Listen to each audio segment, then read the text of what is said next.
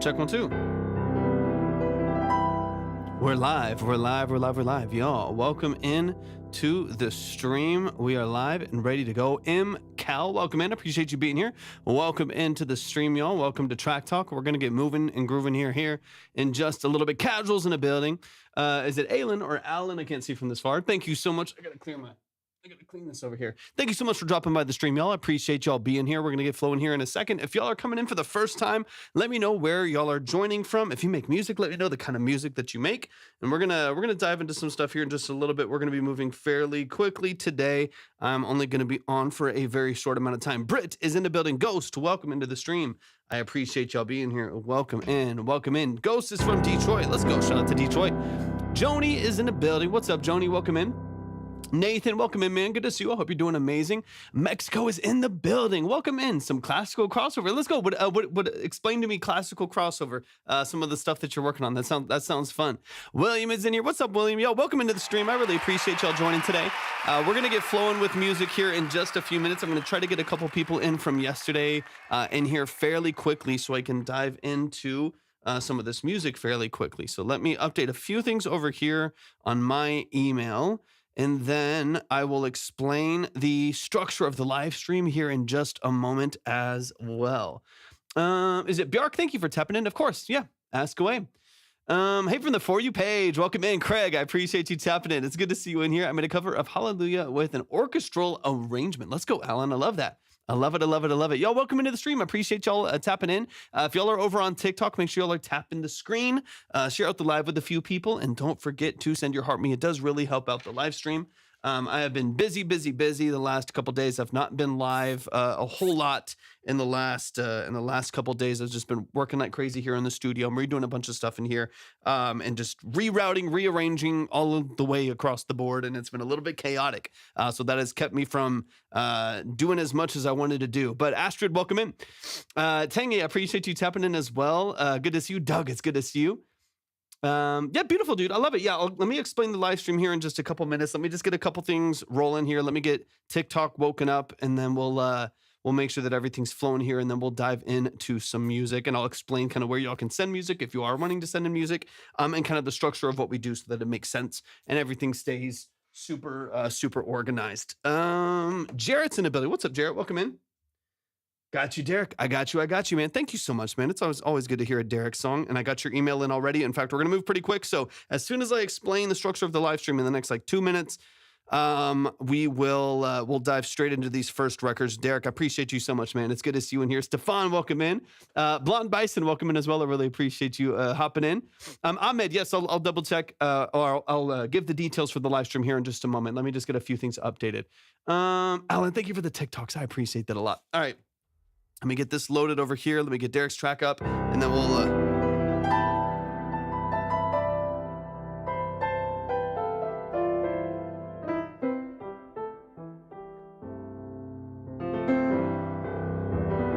All right. Let me dub over here. Let me switch this. Yeah. Da-da-da. Whispering Trees, we just hopped on. Literally just hopped on. I'm only listening to a max of 5 songs today, just so y'all know. It's short and sweet. I've been working in the studio all day. I don't have a lot of time today, so it's gonna be pretty short and sweet. So the queue's wide open. We have a couple people that are coming in right now. But it's fairly fresh. Danielle, what's up, Danielle? Tori just wanted to tell you that my entire family loves you and watches me now. No way. The pressure's on. The pressure's on. Hey, thank you so much. That's amazing. I appreciate that. King Dream made it. Welcome in. I appreciate you tapping into the stream today. Y'all are amazing. I appreciate the love and support so much. Y'all are fantastic. All right, let me. Okay, Derek, I got your email pulled up here. Let's get out of this over here. Give me 30 seconds, y'all, and I'll explain the whole stream. Everything's at my profile. Let me get the Dropbox open for Derek. Close reverb over here because we're not diving in yet. Close that.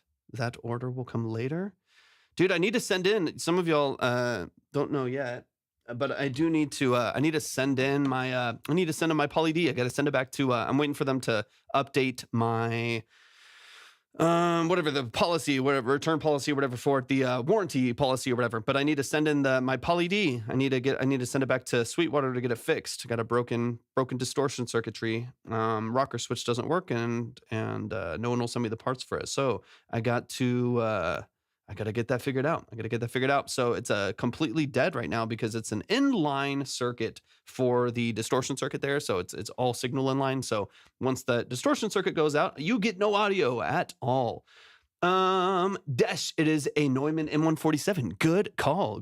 Not very many people know this microphone for whatever reason. It's a phenomenal microphone. I love it so much. But yeah, it's a Neumann M147. One of my favorite microphones. I love it. Okay, give me a second. Boom, we're ready there.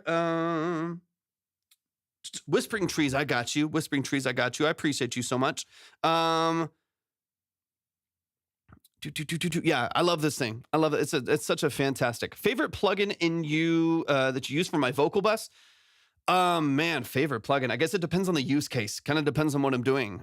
Depends on the style. Depends on kind of the song. I mean, shoot. Decapitator. I don't think you can go wrong with I use Decapitator for saturation, and I love it. That's probably one of my favorites for vocals. It just fine tunes the top end, smooths it out a little bit, makes it nice and present, gives it a nice body to it. That's a really good saturation plugin. Yeah, Decapitator would probably be one that I continually go back to. I mean, there's a lot that I use continually, Fab Filter, some UAD stuff, but I thank you for the follow, D, and I appreciate that. I use a lot of things recurringly. Like I use Fab Filter all the time. I use UAD stuff all the time. I use, Decapitator all the time. Okay, give me 2 seconds here really quick. I got to get Whispering Trees. Use it on my snare. Yeah, for drums, one of my favorites actually is Decimort 2. Decimort 2 I think is fabulous. All right, let me get a couple things updated here, and then I hate Soothe. I got to be honest with you. Wrong person here. I can't stand to. If you had to choose between the M147, TL103, and U87, what you do? 147, it's not even close. 100 times out of 100 times for every use case, I would choose this microphone over those other two. And I've used, and that's not from not having used them and knowing what they do and their whatever stuff like that. I have used U87 AIs tons of times, and they can sound fantastic. Don't get me wrong. The right vocal, the right place. It can do its thing. I love it. It can do its thing. Okay. 103, I kind of hate. I have a TLM 102 and I've used 103s plenty of times. I've used 102s for years. I've had a 102 for, I don't know, 8 years now, 7, 8 years now. Any day of the week, I choose this microphone. Any day of the week. Okay. All right, we are ready to go. Okay, beautiful. Y'all, thank y'all so much for tapping in. I appreciate y'all being here. We're about to dive into some music. We're about to get into it. So let me go ahead and explain the structure of the live stream. Let me go ahead and get into a couple of things here, and then we'll open it up here. As someone who's used the 103 and U87, now I'm curious to try the M147. Dude, it's not even close to me. It's not even close. U87's fine. 103 I hate, but the U87 is fine. Does a good job if it's the right source for it. I think that's the thing is people are like, the U87 is so famous. The U87 is such a popular name. Everyone has it. Everyone sees it. So I think people just get it for that reason, not because it sounds good on their source. I think the U87 is very source dependent. The right voice, the right guitar. I do, Toby. The right voice, the right guitar, the right source. I do think can shine pretty well with the U87. I haven't heard a bad thing through this microphone. I just haven't. Same with like a 51, like any 51 series, the TF51, or even obviously going above to like the 251E, stuff like that. I haven't heard anything bad. I haven't heard a single thing. The Soyuz tube, I haven't heard a single thing bad, and I think that is a good sign of a microphone that's incredibly versatile in its use cases, is that it just makes everything sound, it makes kazoo sound phenomenal. So that's kind of, anyways, that's a little bit of my 2 cents there. Okay, really quick, for those of y'all that are coming in for the first time, welcome to Track Talk. Keep in mind, we get a lot of people that are coming in here, a lot of people dropping in the chat right now. This is going to be a short live, so some of y'all are going to be disappointed, but I do want to make sure that I get to some music here. We're going to literally listen to like a max of 5 songs today. Give me a sec. I don't have any mods in here right now. Boom. Boom, boom, boom. Beautiful. Okay. For those of you who have never been here before, welcome to Track Talk. Let's get into some details here. Let's go ahead and kind of open up what we're doing here. If you've never been to Track Talk before, what we do here are 20 to 30 minute multiple listen consultations on the structure of your music. Ghost, thank you for the follow. This is not a quick review. There's no trash or pass. There's no ratings. There's no polls. It's not a quick review in any sense at all. These are 20 to 30 minutes long per song. They're deep dive consultations. We are going to dive into your mix and master, production elements, sound design choices, lyric and song structure, formatting of your music, stuff like that. We're going to go deep into the structure in order to offer specific, professional, and actionable feedback on the structure of your music over 2 to 3 times going through your song. You do not submit through the chat, so do not. Y'all can stop putting your songs in the chat. I'll explain the submission process in a second. For those of you who don't know, my name is Torvik. I'm a full-time audio engineer, producer, and session musician. That is what I do for a living. I've done that for the last 14 plus years. I'm also a classically trained pianist. So the structure of this live stream is pointed in that direction. The way that we have structured this is not to roast you. It's not to tear you down. It's not to trash you in your music. It's also not to hype you up. It's not to give you exposure. If that happens, I say this every single live stream. Thank you for the follow. I say this every single live stream. If the algorithm does something and you get a bunch of fans of your music and you get eyes and ears on what you do, fabulous. I'm very, very happy that happened. It's just not my priority. It's not the way that I'm structuring things. It's not the perspective that we hold here. The goal is to bring value. The goal is to really offer you some specific and actionable feedback on your music. So if you would like a deep dive into the structure of your music, go to my profile, click on the link, and then just read through and follow the details there. That way you can make sure that you do read through all the steps, you read through the details. Keep in mind that it is a short live today. Jordan calls, so good to see you, man. Good to see you. It's a short live today, so the minimum is a little bit higher right now. So please keep your eyes over on the line, which is on the other platforms that we are live on. We're live on the red app, YT, and the purple app, starts with a T. You can find them both at my link. We're live over there as well. In fact, the line is not showing up. So give me a second. This is my bad. I have the line in front of me, but it's not showing up. So give me just a second. OBS, do your thing. Give me one moment. One moment. If you want to submit, go to my profile, click on the link, and then read through and follow the details there. But give me just one moment because the line's not showing up for me, and I got to get this back up here. Yeah, I know. No, it's not up. Give me a moment. The line is up. Boom, line is up. Okay, keep that in mind. Okay, really quick, Whispering Trees, let me know if you're still in here. I thought the line was up, but it wasn't up on OBS, so my bad on that. Let me see here. Derek just happened to be right off the bat there. What's up, Shane? Good to see you, man. Good to see you. If you Whispering Trees, if in here, it is a shorter live today, so the minimum is 5 higher than you sent. So just let me know if you want me to hang on to that to the next time I'm live, which will probably be tomorrow for a couple hours, or if you want to send 5 to get yourself up. I have you up on the list right now because I just got the stuff that you came in, the 10 that you came in with right now. But I do want to make sure that I get everything organized. It is a shorter live today. Yes, it is a paid service. It's not a like live music review. We spend about 20 to 30 minutes going through your song, usually 2 or 3 different times, to really get into the details of the mix, production, sound design, lyric, and song formatting, stuff like that. So that is the perspective here. But yeah, it's not like a free line and a 5 skip. It's not like a quick live music review. And I let you know that you need a better mix, bro, and have better energy on the mic, and then we move on. It's long, it's detailed. We're really gonna get into the weeds with your music, and that is the structure here. Okay, let me get this organized. I got way too many emails open. No problem at all. No worries at all. There's never any pressure to submit. You can always feel free to hang out. The way that we structure things is that hopefully, ideally, even if you're just hanging out in the chat and you never submit, that you still get some value. You gain a network. You gain friends and tools and stuff like that. I always want to make sure that we're offering as much value as possible. And then Whispering Trees, I got you. Thank you so much. I appreciate that. Let me get a couple things updated here just really briefly, and then we will rock and roll. All right. Let's see. And again, once again, I see people in the chat. If you would like to submit, go to my profile, click on the link, and then read through and follow the details there. If you are on the red app, you can go to the description for the live stream, and you'll see the link there. If you are on the purple app, you can type !submit right there in the chat. Thank you for the follow. I really appreciate that. What's your favorite genre, man? I listen to and work. This is cliche, but I listen to and work on quite literally, I feel like every genre. It's all over the place. The sound design that I gravitate towards is 80s. So I mean, I love 80s sound design, like dark 80s pop, Depeche Mode, Tears for Fears, Aha. I love synthwave. I do a lot of I have a whole bunch of synths in here, and the collection is only growing. I love synths, so I do a lot of like synthwave stuff like that, dark wave, vaporwave, Kavinsky, Time Cop, 1983, The Midnight Strike, stuff like that. I love it. I love that. That's amazing. That's amazing. Okay.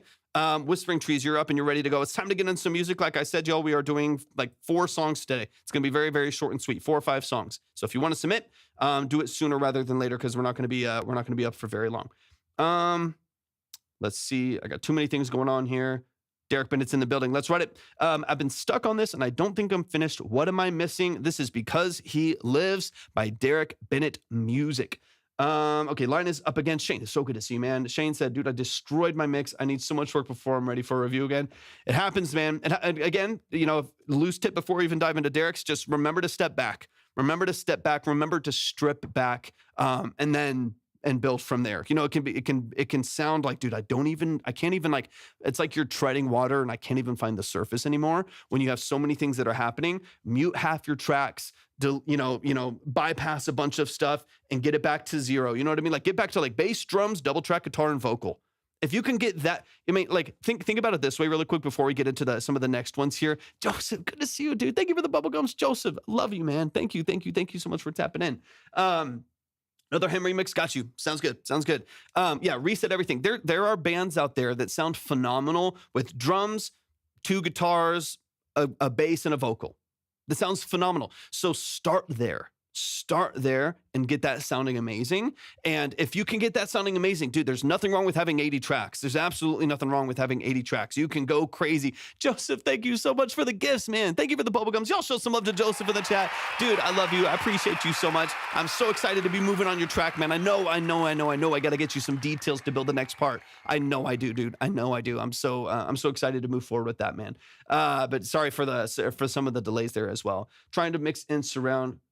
Yeah, don't try to mix in I guess you to mix this song. Do I get to see how you mixed it? I mean, I guess to an extent. I guess I don't like record all of my mixing processes. I've tried live streaming mixes before. I'm just too ADHD for it, man. Dude, thank you so much, man. I appreciate you. Love and appreciate you so much. I've tried live streaming, like mixing and producing before a couple times. What I found is my brain can't handle it, and I am too all over the place where like I can't focus. Like when I'm actually working, like when I'm actually like just not on a live and I'm just working on mixing and producing, I'm like. Turn out most of the lights, close all the doors, close all the curtains, like get in the zone, and then I'm like isolated. That's the way that I work really, really well. My brain doesn't do well with like all of the screens up and doing all of these, like all this other crazy stuff. So I've thought about it, but I don't know what capacity I would have to like show it outside of like maybe like screenshots every once in a while of like, hey, here's what I have on your vocal, or I could do some stuff like that. But it depends. Nobody needs to be peeking it. Oh my gosh. Okay, if y'all want to submit, I see some people still asking. If you want to submit, go to my profile, click on the link, and then just read through and follow the details there. We'll get you up on the board. But keep in mind that the line is a little bit different today, so before you submit, please check the line on the other platforms. The other 2 platforms that we're live on, which you could also find at my link as well. Mixing and production, what's your priority? I do more production. I've been mixing for 14 plus years, or longer than that, but professionally for 14 plus years. Christian, thanks for the follow. But I do more. I do a lot of different things in my music business. I do work full time in music. That's all I do. And then, just I fill in some gaps as needed. But like I do a lot of different things within music. So I do a lot of session work, like tracking, like analog synths, guitar, drums, vocals, stuff like that. I do production. I do mixing and mastering. It's a lot of different things that make up kind of the full thing there. But yeah, what's the priority? Nothing matters more than the source. If your source is good, your mix will be better. If your mix is better, your master will be better. So it really just comes down to, start at your source. It's not like one is like more important than the other. The earliest part of your process is the most important part of your process. Always start at the source. That's going to be the most important thing. Best integrated LUFS, best integrated LUFS for mastering. You're talking about levels. The levels don't matter to me at all. I get it. If you have a good balance to your mix, you can push your master pretty loud, and you'll be at a solid space. I would, if I find that some things at like -12.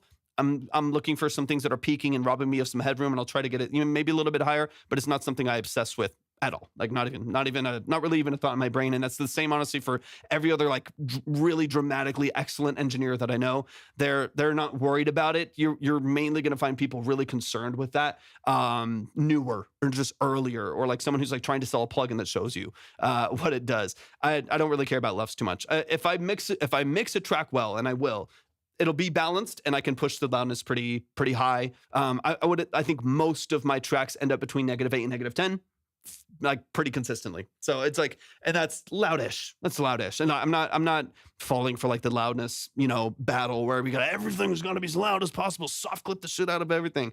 It's just, to me, like it's just balance your mix well.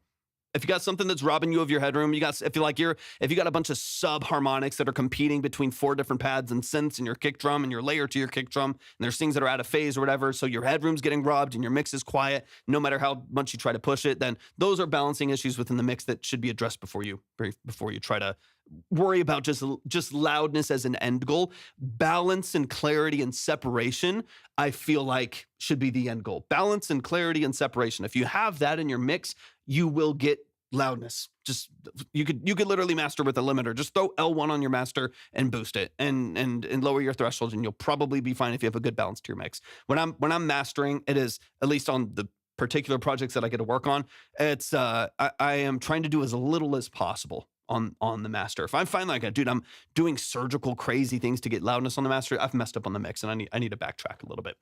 Okay, I got to get into some music, y'all, or we'll never get through this live. So I'm going to dive into my first records here. Let's get into it. We're going to kick it off with Derek Bennett once again. If y'all want to submit for a consultation, which is what we're doing right now, go to my profile, click on the link, and then just read through and follow the details there. We'll get you up on the board. Don't forget to tap the screen, share out the live. Don't forget to send a heart me. It really does help out the stream. But make sure, if you want to submit, profile, click on the link, check the line first on the other platforms. That way you can see where the minimums are at, since it is a little bit higher today, since it is a very short live. Let's get into it. Derek is stuck on this one. We're going to dive in. Let's go. Nicole Gray, good to see you. Please don't spam the chat. If you spam the chat, you will get muted, and I do not want you to be muted. I would love for you to be able to participate and contribute, but if you spam, you get muted. All right, let's go, Derek. We're focused.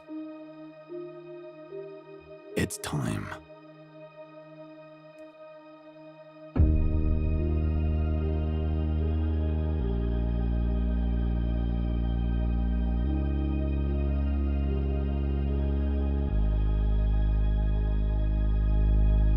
God sent his son, they call him Jesus.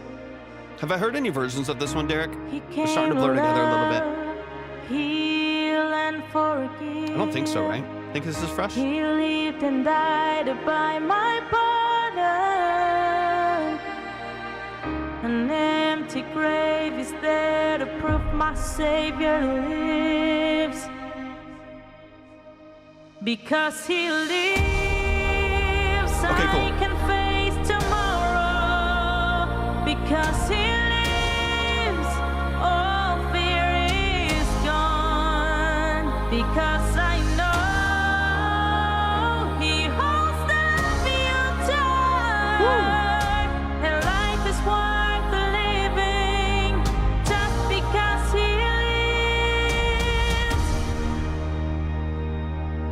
lives. Such a powerful voice, man. How sweet a whole and newborn. Yeah, if you want to submit, go to my profile, just click on the link and then read through and follow the details there. Check the line on the other platforms. Feel the pride and joy he We'd love to hear what you got. brings. But greater still the calm assurance. This child can face uncertain days because he lives. Because he lives, I can face tomorrow. Because he lives, Nice. all fear is gone. Because I know. And this is unmixed, just so y'all know. He holds the future. Great voice. And life is worth living. Just Yeah, backgrounds are because beautiful, he Shane. Because he lives, I can face tomorrow. Because he lives, there's no fear in me. Because he lives, oh. Yes, sir. Wide open, Eytan. Because he lives, he lives, he lives.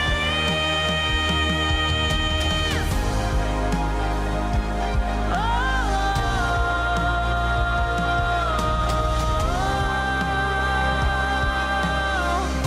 Yeah, just like rough premix. And then one day That's our first song, across Eytan. the river, I'll fight life's final war with pain. And then as death gives way to victory, Yeah. I'll see the lights of glory, and I'll know he lives. Awesome voice. Because he lives, I can face tomorrow. Because he lives, all fear is gone. Because I know he holds the future. Love that. And life is worth living. Been around the block. Been around the block. Just because he lives.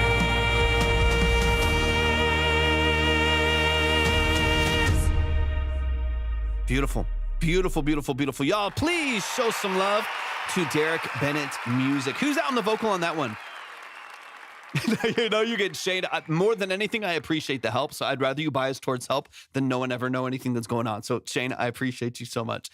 Y'all show some love, man. Show some love. Let's get into it. Let's dive into some of the details of this. Corey, welcome in. I appreciate you so much. Thank you for being here. If anyone would like to submit your music, we're about to dive back into the song. This is no, oh, that's right. That's right. She's been one of your main vocalists lately. She's phenomenal, man. Incredibly dynamic vocal. If y'all are coming in for the first time, these are not quick live music reviews or anything like that. They are 20 to 30 minute consultations. So if you would like to get on the board, get in line for a consultation, they're about 20 to 30 minutes a piece. We go through your song usually 2 or 3 different times to really get into the details of it, dive through your dynamic elements, get into mix details, production elements, sound design, lyric structure, stuff like that. So if you want to get yourself up on the board, go to my profile, click on the link, and then just read through it and follow the details there. We'll get you in line. Just please check the line first over on the other platforms that we're live on, which you can find at my link as well. As it is a shorter live that's going to move a little bit faster. I think this is Eytan. It is Eytan. Eytan, I got you, man. Thank you so much. I appreciate you. Boom, boom, boom. Got you on the board. Ready. Okay. A couple quick things. Harris, you can request, or it's not like a request like typically you would see on some other lives. You just like put the song in the chat. These are detailed consultations, so there's a lot of structure to what we do. So if you want to send in your music or music that you've worked on or music that you need help with, whatever it may be, you can find that at my profile if you click on the link and then just read through and follow all the details. But please check the line first on the other platforms. Thank you for the follow, Johnny. I appreciate it. That way you can see kind of where the line is, the order, minimum, stuff like that. The line is always up on the other platforms that we're live on. All right, let's run it from the top. There's a couple little structural things that we can break down here, Derek. The other thing that I'm listening for, I know you have better access to this vocalist, so you might be able to redo some things. She does this beautiful, beautiful high note towards the end of the hook. It's like her third line of the hook out of 4. On that third line, she hits the high note right there. To me, it's a little early for that big of a climax dynamically early in the song. Once she hits that note, the vocal doesn't really go anywhere past that, right? So like the dynamics are already at an 11 as soon as she hits that note. I would love some level, I feel like what I'm missing with the song a little bit is some level of like restraint and like better dynamic control as you grow the song and kind of go about the journey of it. Like I love when you do the last hook and then she hits that da-da, that little high note at the top right there. That's like, that feels like where that note should live or where that like added vocal should live, and maybe have more consistent melodic structure in the first 2 hooks. That way it feels like there's a little bit more growth and a little bit more of a journey to it. Now I'm also understanding this is not balanced yet, not mixed yet. So the drums are going to have more energy in the structure and stuff like that later on as well. I'm not worried about that. But that's those kind of dynamic elements are kind of what I'm listening for. The song just feels like once you get to this first hook, the song doesn't really take you anywhere else. And so it just feels like you're really fighting to hang on to people's attention as you go into your second and then third hook and stuff like that. And so that's why the ending is so dynamic. I want to see if there's a better way we can build to that point so that this feels a little bit more interesting of a journey to get there. Let's run it from the top, and let's get into some of those details here. But that's where my attention is at right now. That's kind of what I'm listening for.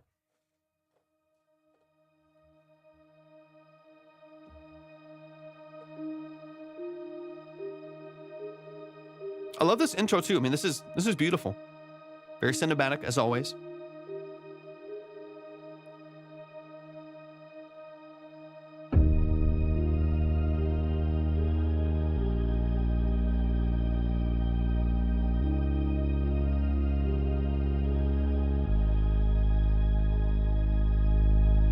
God sent his son, they call him Jesus.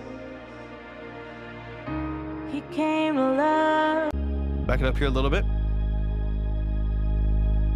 God sent his son, they call him Jesus. He came to love, heal and forgive. He lived and died to buy my pardon. Some good strings in here. Is there to prove my Savior lives.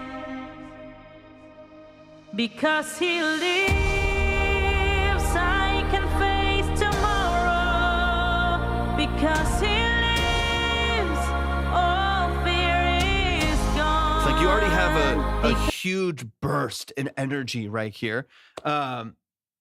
Absolutely. Yeah, perfect. Yeah, I got you, man. I got you. And we gotta get moving. We gotta get moving faster. I keep getting underwater and it's driving me nuts. We gotta start moving a little bit, not faster for the sake of fast, but faster for the sake of completing creative ideas and moving them forward.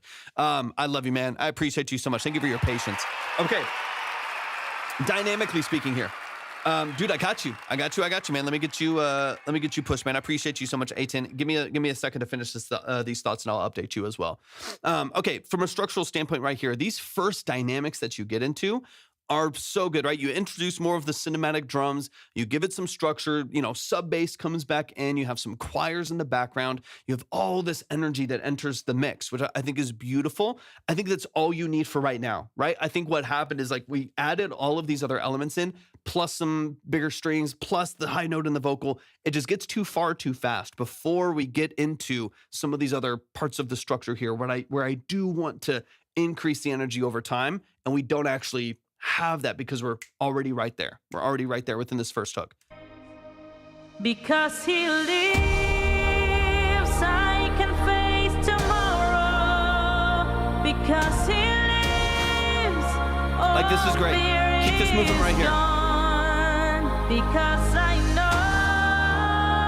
I almost just want to hear is this, 'cause I know. I just want to go back into that melody again and just have a little bit of restraint so that there's a place to go in your second hook and then your third hook. Thank you for the follows, y'all. I appreciate that so much.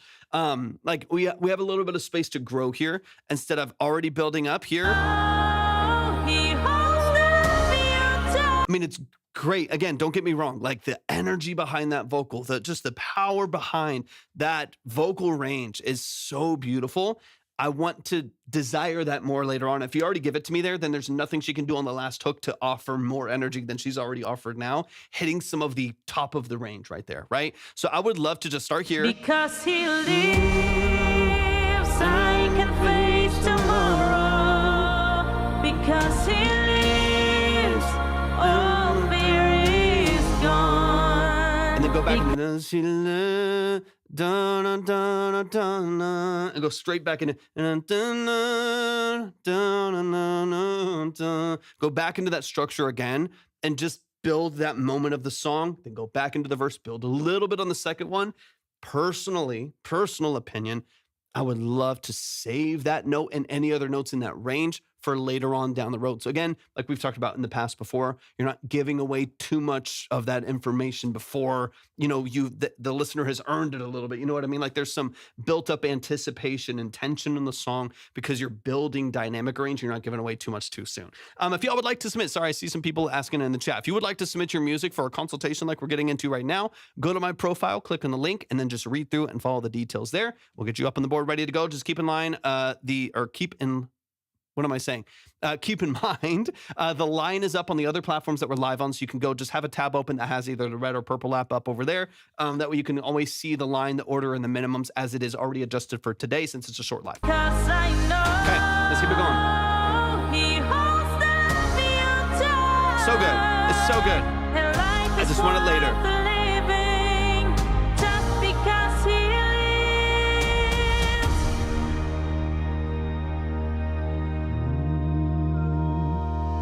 Beautiful harmony structure here too. How sweet to hold a newborn baby and feel the pride and joy he brings. But greater still the calm assurance. I think we could probably build a little bit of anticipation here too. It's very, very open. And again, there's nothing specifically wrong with how open it is, but because of the energy that's being built in the song, I would like to hear maybe some pluck or some kind of a synth line arpeggio that's giving us just a dun, dun, dun, dun, dun, dun, dun, dun. It's giving us a little bit of edge and a little bit of movement here so that it doesn't feel too open where we're like losing steam halfway through the song. Miranda, thank you for the heart me. I appreciate it. How sweet to hold a newborn baby and feel the pride and joy like on the tonic, on the one. brings. I think it's D sharp. Yeah, D sharp. But greater still the calm assurance. This child can face uncertain days because he lives. Because he You too, Miranda. I appreciate you. lives. And then build up a little bit here, right? So I think what we're missing here a little bit is the song kind of keeps getting restrained back again. And we just need every section you go back to, a second verse, a second hook. We need slightly new information. If we don't get slightly new information, then it's going to feel suppressed. It's going to feel like the dynamics are being held back a little bit. So that's where I'm like, okay, on the second verse, they have a different kick in there, but I think maybe even a little bit more sonic information, right? Like I would love to hear like a little bit of a synth that helps create a little bit more energy and movement since it's so spread out right there. The progression itself is really slow. And then second hook, same thing here. We just need a little bit more information. Face tomorrow because he lives. Like I would love to get like an electric guitar strum here. Like you just nice open chords. Dun, I face to the B flat. Dun, because in this, like open up the chords there. Like with just easy open strums, like just a little bit of overdrive and distortion, washed and reverb and stuff like that. I just want like a little bit more energy. The cinematic drums help. But each one of these sections, I just want a little bit of new information, a little bit more like tension building and anticipation building. Again, a lot of what you have here so far sounds really good. I can't wait for it to be mixed. It's going to sound awesome. I think it's just like missing a couple small elements to give it like more edge and more like anticipation to kind of draw you forward. Yeah, 100%. I mean, you could have, I don't have a direct in over here. Just, yeah, I'm redoing the studio right now, so it's all over the place. I wish I did, but yeah, just like even like boom, dun, dun, dun, dun, dun, dun, dun. Like you can just like follow the chords with like open bar chords, or you could, open it up just a little bit or have a picking pattern right there. But yeah, 100%. Derek, I'm with you there. Yeah, I'm rearranging everything in here. It's kind of crazy. I'm selling a ton of stuff to get a bunch of new stuff in. So I'm constantly rerouting, constantly redoing stuff here. I've got some new synths in and a couple other new synths that are coming here in probably in the next week or two. A couple other synths that are coming in. I've sold a bunch of rack gear. I'm getting some new rack gear in. Redoing a bunch of stuff. I'm selling my drum set. I'm going to get a new drum set in here, selling a bunch of other stuff. Just kind of polishing up. I've used a lot of stuff that I've had for a very long amount of time that it just doesn't get a lot of use before. So I'm trying to get just really high quality stuff that I'll use all the time. I'm just kind of consolidating a little bit over time. Yeah, this is the only track I've really felt like I'm missing something in the production. And honestly, to me, it's like, I'm not too worried about like a lot of the other structural things that we'll talk about typically, like the actual song structure and dynamic structure. I'm in complete agreement with you where it's like, I actually just feel like it is missing a few things, right? It needs little stair steps of dynamics a bit more than you already have there. And I think the restraint of that vocal is part of that. I think restraining the vocal for the first two hooks, only offering higher notes on the last one, I do think is part of that restraint where we need to add some things that help it fill out, as well as restrain dynamics where needed so that the song really grows with a great arc. Okay, let me get into this last hook right here, because this to me is the bread and butter over here.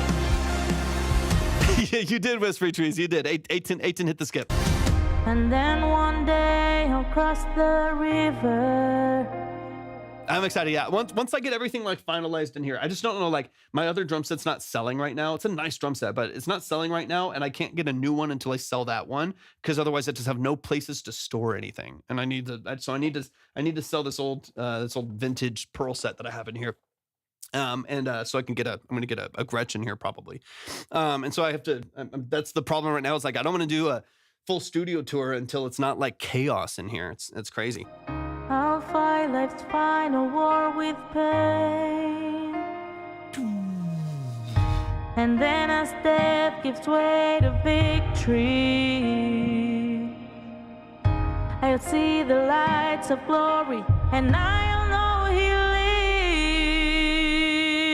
lives. Because he lives, I can face tomorrow. And right here, this is where I want to... Because he lives.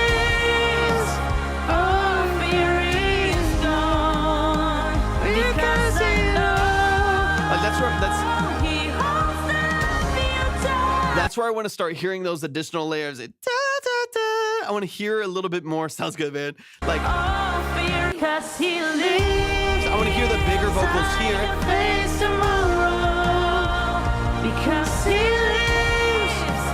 Like, start to open this up a little bit more. Maybe a walk down. Because I know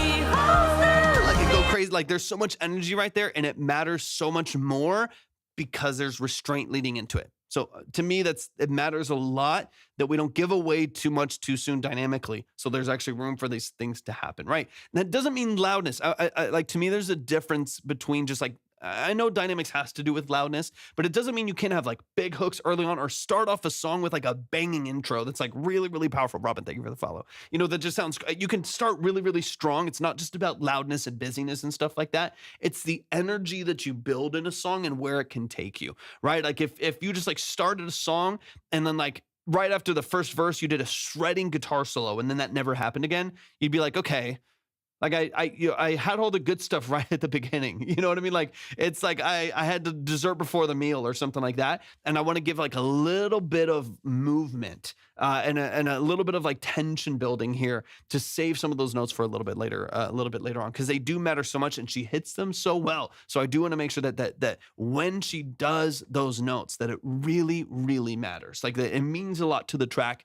because you've really brought us along on that journey. Because I know.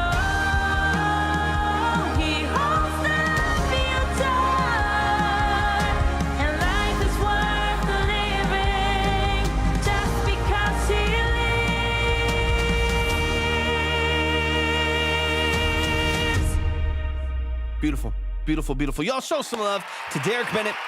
Show some love, dude. I love you. I'm so excited for this record that you're building, man. All of these other elements and these other tracks that I've heard that are kind of a part of this theme that you're working on, I think is really, really cool. It's really inspiring. Everything feels so cinematic and so vibrant, which I absolutely love. So for me, it's gonna be production growth over time, making sure you're filling in some of those gaps and stair stepping, and then vocal restraint. Leave some of the big moments for the end so that we can really string people along a little bit better, a bit more of a journey, a little bit better retention within the strong song structure itself. Give it up for Derek Bennett. Appreciate you so much, man. Let's keep it rolling. Quick reminder, if you would like to submit your music for a consultation, go to my profile, click on the link, and then just read through and follow the details. If you would like to check the line, which I would encourage you to do because it is a shorter live today and things are a little bit limited. If you would like to submit your music, go to my profile, click on the link, and then just read through and follow all the details there, and then check the line on the other platforms that we're live. Absolutely instrumental. Keep in mind, these are 20 to 30 minute consultations. No, not quite a review. They're 20 to 30 minute consultations. We're going to dive into the mix, production, sound design, lyric, and song structure, any genre, any level of preparedness, any level of quality, any style, electronic, instrumental, full production, vocals or not, doesn't matter to me. Eytan, shoot me a DM on Instagram. Shoot me a DM on Instagram. That's usually the easiest way. For some here, let me see. Thank you, Miranda. I appreciate it. Let me see. When's the next time you'll be live? I think Whispering Trees. I know Sunday I'll be out. I'm pretty sure.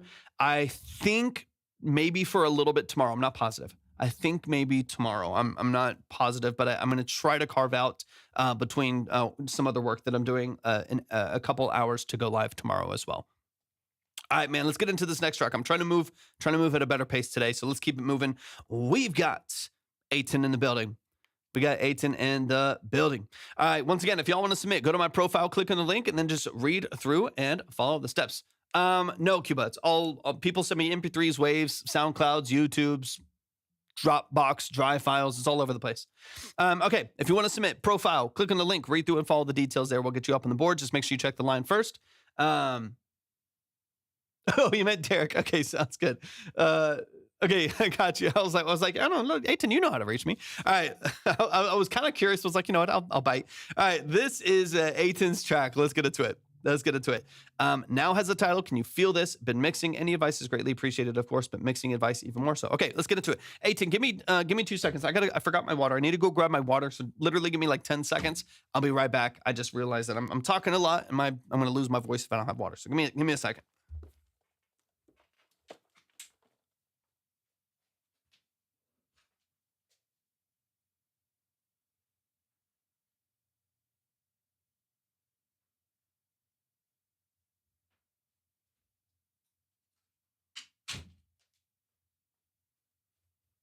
All right, we're back. We're back. Short and sweet. Thank you for the follow. I appreciate it. I appreciate it. Let's go. Welcome in. I think that was pretty good. Katie, welcome in. I appreciate you tapping in as well. I know there's like a 7-second delay on YouTube. So I think by the time you're realizing that I'm gone, I'm already back. But then you'll see that in like 7 seconds. Okay. Thank you for the follow as well. I really appreciate it. All right, let's run it. Hi, it's so good to see you. Thank you. I really appreciate the follow over on the Purple app. All right, this is Eytan. I believe I've heard this track before. Thank you for the follow. We're not doing popular artists, so this is not for, if y'all want to stream popular artists, just go to your Spotify. This is for independent underground musicians, artists, producers, session musicians, songwriters, engineers, stuff like that. So if you are one of those people, or you are representing one of those people, we have agents and sometimes small labels and stuff like that that come in to submit music for people to get some work done before it gets released to platforms and book a consultation on here. So you can if you represent those people, so on and so on. I'm a popular artist, just as my mom. That's true, Eytan. That's true. Is it Tadix or Tadix? Please don't spam the chat. If you get, I keep letting you know what to do. If you keep spamming the chat, you'll get muted. I don't want that to happen. Any genre, emo drift. Absolutely any genre, any style, any level of quality. Yeah, if you want to submit, actually you can. So I'm backwards on my screen. Here's the line right here, right? So we have 4 tracks left. I'm about to be 3 after I play this next one. Here's the minimum to submit right now, just currently speaking. And then here's the line underneath here right here. So if you'd like to submit over on the Purple app, just type !submit right there in the chat. And actually the link will pop up for you right there. Let me make sure I put this over here really quick too, so it doesn't get too, boom. Okay, let's get into it. This is Eytan. I've heard this track before.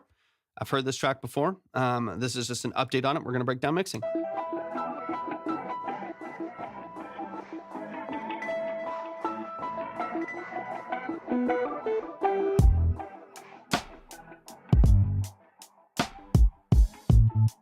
I do not have Telegram, no.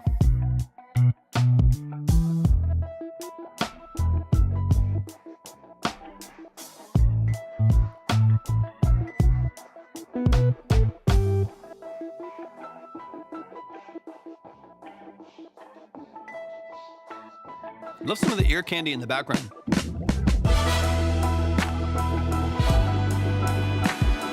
There's the organ.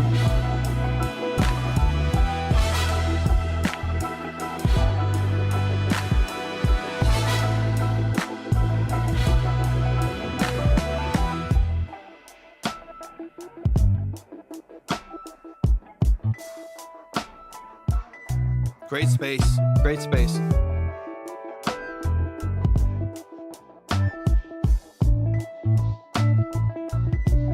Don't spam the chat, y'all. Thank you for the rose, Katie.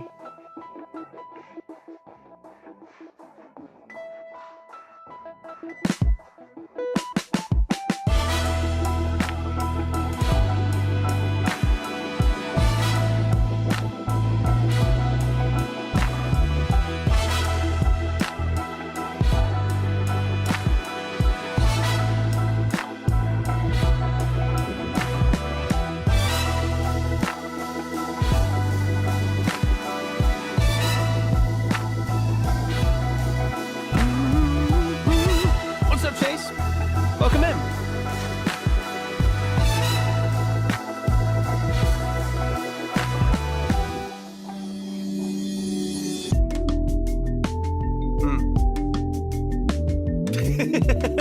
Every time, Miranda. Every time.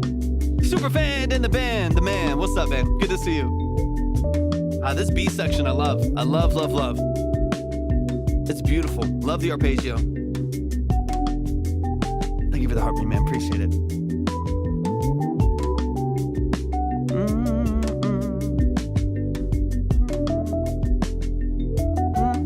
Hey, thank you so much for the paper crane, man. I appreciate that a lot. That's love. Thank you. What's up? I'm doing good. How are you?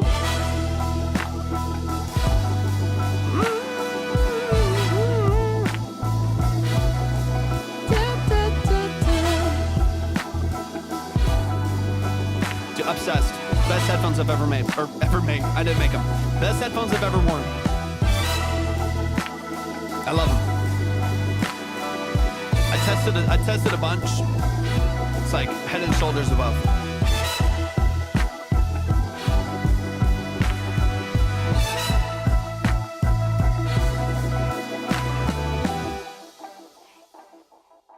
Let's go. Let's go. Let's go. Let's go. Y'all, please show some love. Show some love.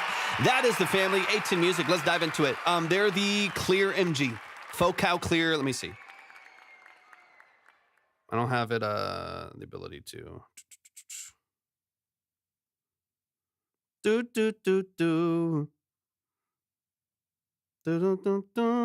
me see if it'll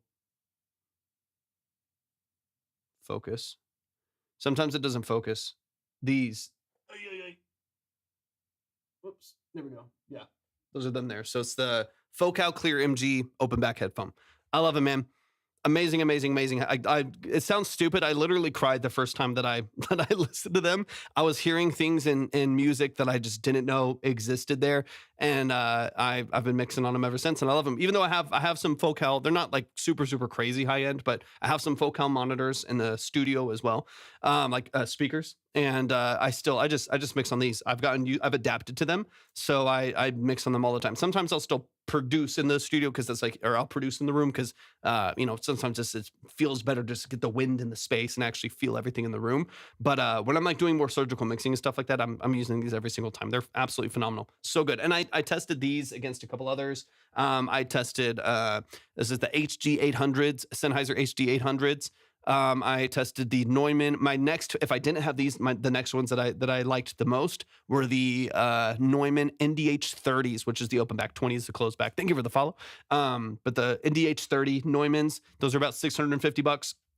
Those were my next favorites after that, especially for like mixing and production and stuff like that. They were just phenomenal. They're really, really good. Great bass response. Really, really, really, really open. But yeah, these are something else, man.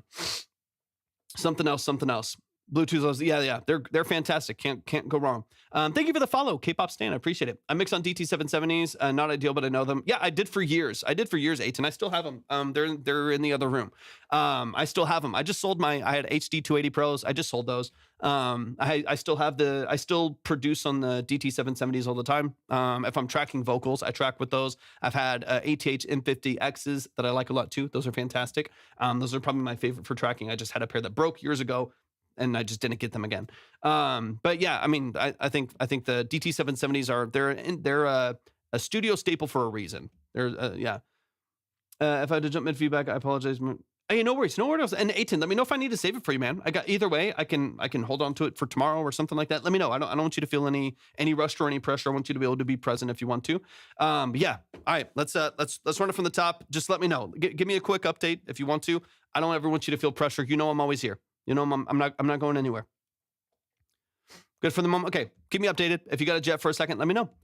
My friend Helios says, Helios is fucking highly, but a shout out to Helios. Helios the GOAT, man. I love Helios. That's my brother. Shout out to Helios. Shout out to Helios. Well, thank you so much for tapping in. I really appreciate you being here. Yeah, I see some people.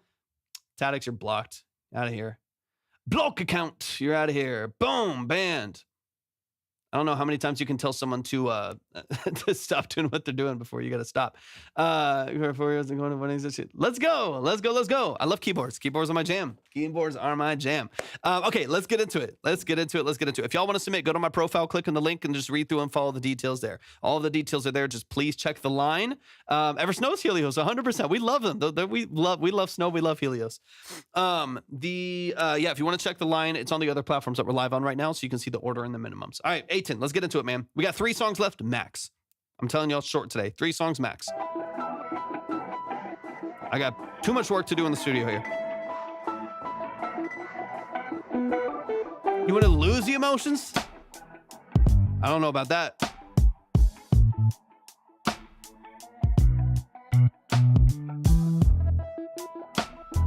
Ooh, let's go.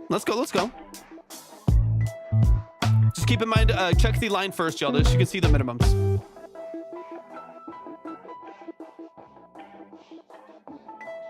Love the background movement. I love the crushing. I love the overdrive, the saturation. Everything feels very crispy and crunchy, and I love that. There's a lot of these like background elements that I'm really enjoying. I'm largely checking for like mix and some structural things and stuff like that. Let's get into it. Let's stop. I'm gonna listen for a couple things in the percussion. June, welcome in. I'm cool, big fan. They've been so cool. Yeah, no, we love them. We've had the opportunity to become more, actual like friends and with Helios and Snow. We love them both to death. They're amazing. Just good people. Just good, kind people, too.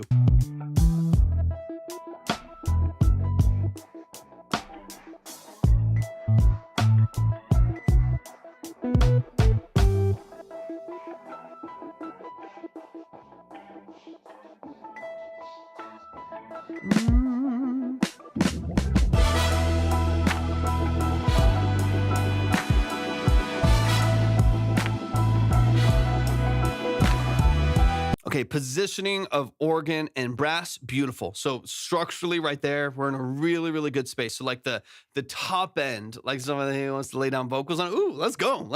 I mean, I'm trying to imagine Helios on that'd be very interesting. That'd be sick.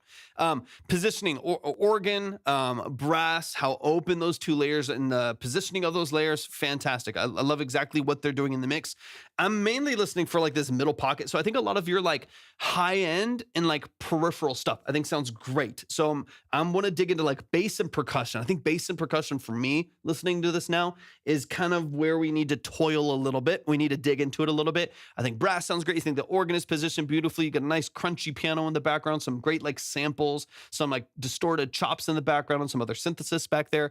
All of that to me is awesome. Like I'm really liking this like top layer of the mix right here. We got to get to the foundation. That's kind of what I'm mainly chopping between right here and what I'm listening for. Detected inactivity. I'm right here, TikTok. What do you mean? I'm right here on camera talking loudly. What are you talking about? Okay, let's keep it rolling.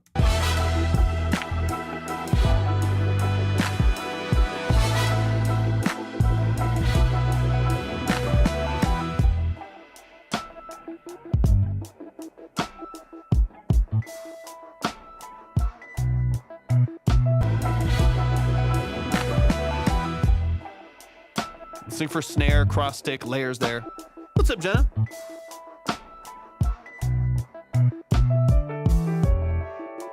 Love the tension on the piano right there. Come on. Andrew, welcome in. Love that.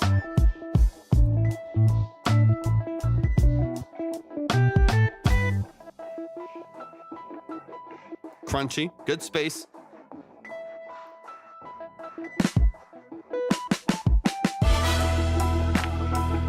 Okay, Okay, so the big pain point for me is percussion on the hook.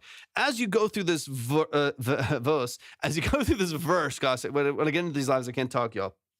When we get into the verse, everything's so much more stripped down and so much more open. There's a lot of space. So these drums can be really muted and close and dry. There's a lot of like synths in the background that are carrying a lot of your rhythms and some of your arpeggios and stuff like that. They're sitting in a really, really interesting space. Percussion on the hook is not giving us enough to support the vibrancy and the energy of the production that's over it, right? So the kick is too like maybe thuddy. It's a little bit dull. There's no like increase in even I don't know how you have that kick if it's a singular sample. Right now, if it's a singular sample, nothing about your velocity is going to change the sample profile, right? If it's a part of a VST, then as you go through your velocity ranges, the actual sample itself can sometimes change. I don't know if that's possible or if we just need to layer this kick with another little bit more transient, little bit more attacked kick. It's a sample. Okay, then you don't have the velocity control. You can change velocity, but it's not going to change sample form, right? As opposed to like a VST that might have, like a VST that might have 50 different velocity points where as you go higher, it changes kind of the profile of the sample. What I would probably do is if you want to keep a lot of the same profile of your drums, I would keep the kick there and then just add in another kick and maybe even just only add some of the high end of the kick. It's a little bit more transient, maybe saturated a lot, something with a little bit more attack, a little bit more slice, and a little bit more punch. Because right now we have this beautiful organ that comes in, some pianos in the background. We got this incredibly energetic and vibrant brass. Dun, dun, dun, dun, dun, like all this energy. It sounds beautiful. I love it so much.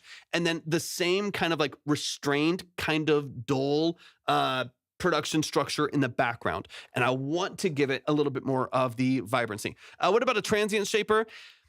Mess around with it. I mean, this is always one of those things of like, sure, like when it comes to like the way that I produce, when I produce, it's not like problem and answer. It's what works. You know what I mean? So it's like, if a transient shaper gets you where you want to go, then use it. As y'all know, as I've mentioned many times, I am always a fan of like, just if the kick is not working, get a different kick, right? So like, that's the way that I approach it, where I'm like, if my kick is not working, I don't think my gut reaction is not like, let's get a transient shaper and sidechain it to this and then multi-band it and then and then run this in parallel to make it what it is. Like just choose a different kick. You know what I mean? So that's always my approach. So if you're asking me, choose a different kick or layer a kick that offers the attack that you need. There's often times where I'll have like a thuddy, dark, maybe filtered kick on the bottom, and then something with a little bit more crunch and a little bit more attack at the top. And I layer them together, make sure that they're phase coherent and phase conducive, right? They can work together without any issues, without it hollowing out or canceling or anything like that. And then layer them in a way that makes sense. Would it make sense to have a verse kick in a different course? Yeah, sure, 100%. The thing that I would look out for, and I do this all the time, 100%. Different sound design from verse to hook is perfectly fine because you have some carryover with your pianos and synths. The only thing that I would look for is like, you want to make sure you still have the same energy in the low end. So right now your verses are thuddy. I like it. They're thuddy though, right? Like this is, right? Like it's beefy, it's thuddy, it's low. What's up, Free Willy? I want to make sure you still get some of that energy in the chorus. If you don't get that energy in the chorus, you're going to thin everything out. It's going to feel weird. So if you add a different kick, 100%, nothing wrong with that at all. Just make sure it still has some of that energy and some of that low end. Otherwise, you are going to be missing out, right? Same thing with like the snare. If you have this really really like big cross stick or like a rim shot in the verses, and then all of a sudden you go to like a really like thin clap or like a trap snare or something like that, you're gonna miss a whole bunch of energy because you had a lot more like dark, heavy sound design for your verses versus your hook. So that's why layering sometimes can be the fix, because you keep the original sound design and you add additional transients, like you add additional punch and slice to what already existed there, but you can definitely switch out. I do that all the time. If anybody would like to submit your song, go to my profile, click on the link, and then just read through and follow I see the question. So go to my profile, click on the link, and then just read through and follow the details there. Please check the line first.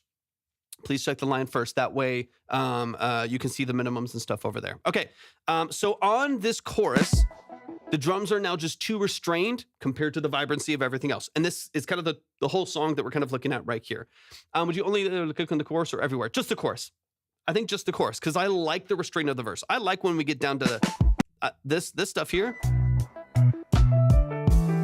I like this a little softer. It's a little now because typically speaking, I'm like imagining if this was a real acoustic drum, right? Like which is a lot of the sound design offers that. Even the drum samples that you have, they sound like acoustic drums for the most part, right? So like they're just like, muted, fat snare head, muted stuff, right? Like really like dead drums. The thing with a real drum set is as you lay into it, you're going to get a little bit more attack. You're going to get a little bit more of that energy at the top of that sample that you don't have for the sample that you brought in. So that's why I want you to only layer on the chorus or the hook, because I want you to, that's how it would be if you were playing a real drum set. I'd go really soft, like dead mallet, right? And then like cross sticks and stuff, it'd be really, really easy. And then when you get to the hook and you open up the snare a little bit, you dig into the kick drum a little bit more, you're going to get more of that response. You're going to get a little bit more of that attack. So you can layer only on the chorus to offer that added energy of leaning into it a little bit more that you wouldn't get if you're just sampling the same thing over and over again. Okay, and the same thing with the snare. Like the snare, I kind of I want a little bit more. I don't love the. I don't know if I'm already mentioned this, but I'm not loving how that clap is kind of interacting with everything else in there right now. I would love just again a better acoustic snare sample right there that you can add in that feels really pointed, that feels like it fits exactly what you want to do. If you do want to keep a clap as a layer, there's nothing wrong with that at all. Hate the clap. Okay, nice. Okay, we're already there then. Okay, we're already on the same page. If you want a clap there, just pull it way back. Just pull it back like 5 or 6 dB, so that it's not like the main. Like right now, I kind of hear it as the main snare, like the main like 2 and 4, and so I'm not really loving its interaction right there. So I would either just change it out for a different one, pull it way back. But this to me this comes down to your mix of this song is going to be determined by your sound selection. You know what I mean? It's like the balance of things I think is fine. I know you meant mix when you first came in here, right? But I think your balance of elements is like fine. But the interaction of, what's up, David? Welcome in. The interaction of these elements with each other is not my favorite, right? So it's like the mix is determined by the source. You know what I mean? Like how I mix a vocal depends on the vocal. How I mix a kick depends on the kick that's there. And so if you don't love the clap that's there, there's nothing you can mix about it that's going to change that, until you just need to switch out the clap or bring it way, way, way down or layer it a little bit more intuitively, right? So for me, this comes down to sound selection choice. It comes down to layering appropriately, because I think the balance, like I said, the top half of this mix, brass and strings and piano and organ and Rhodes and these synth layers and stuff like that, like all of these details at the top half of this mix, I think are beautiful. They're positioned well, they're balanced well. It's this bottom half that I think needs the most support to make room for those elements to exist in the mix. So that's why I want to hammer that home. Let's get into the second section here. I hope that makes sense.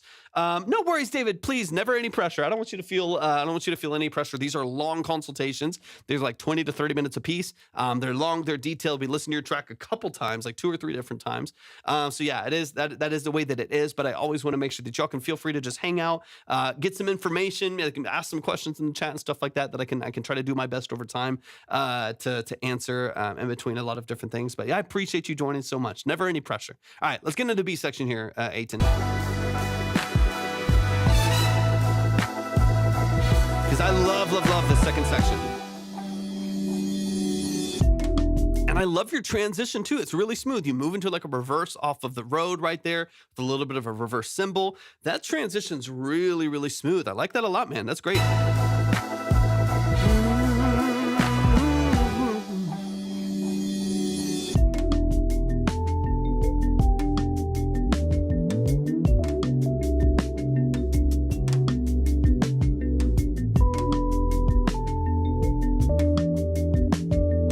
Back to a more dry, close, intimate drum structure here. Love it.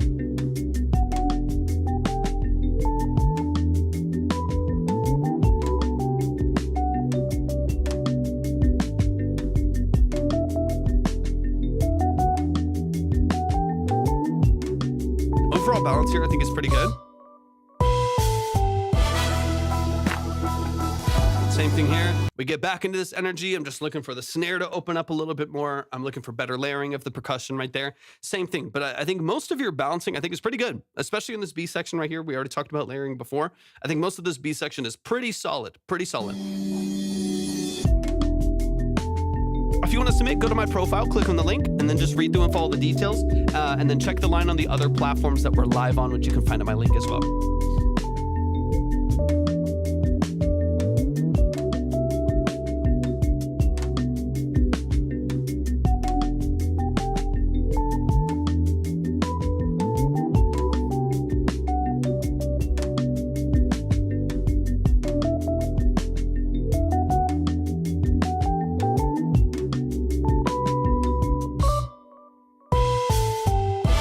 think that mid, like right here in the middle.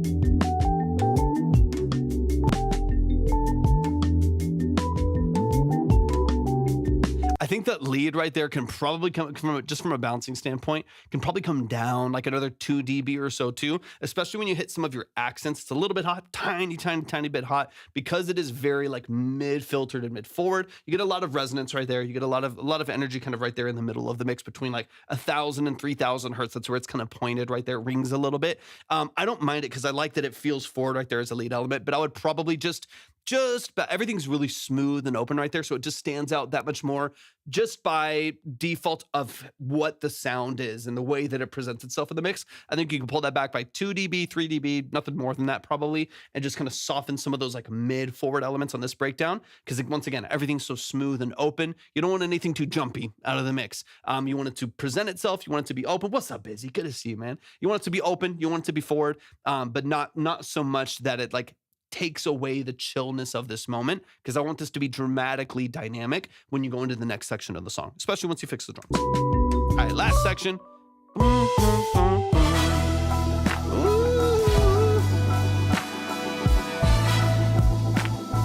Hope you're doing amazing, Busy. Good to see you, brother. Corey Brown, welcome in.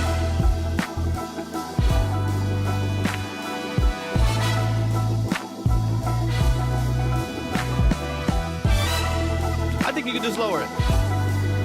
Just mix with the faders. Yeah, let's just drop the fader 3 dB-ish. Use your ear, obviously. But yeah, I don't think you should be too surgical with it. Feel free to mix on the board. You know what I mean?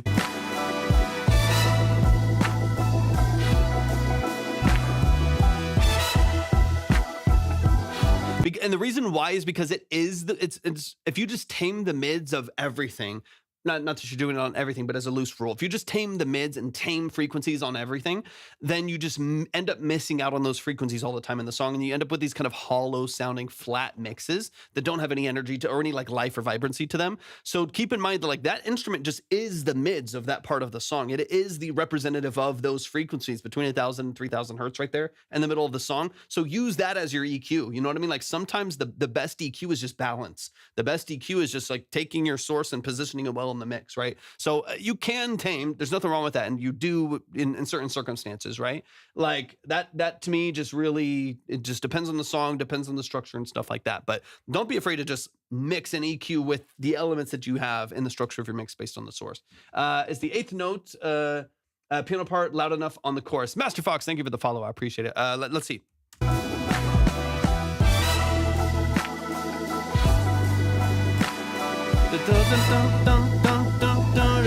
That little part right there. I kind of like where it sits. It's not doing too much, personally speaking. There's room for it to go forward. So there's multiple creative answers to your question, right? There is room for it to be forward if you want it to be more of a forward part of the mix. That's a stylistic choice, right? That's where like, what do you want to be the thing that's happening in the song? Do you want that to trade a little bit of energy with with some of the brass structure and the organ and stuff like that? If you just start pushing everything forward though, it will just get noisy. You'll start hearing just a bunch of mids, right? Just because there's a lot of elements in that space between piano, brass, drums, organ, of course, Rhodes, all the stuff in the middle. So be aware of that. If you want it more forward, I think there's room for it because it's fairly quiet. I like where it's balanced right now because I hear the little staccato in the background that gives you some of the edge and some of that energy. But I think, yeah, I like where it is. If you want it louder, go for it.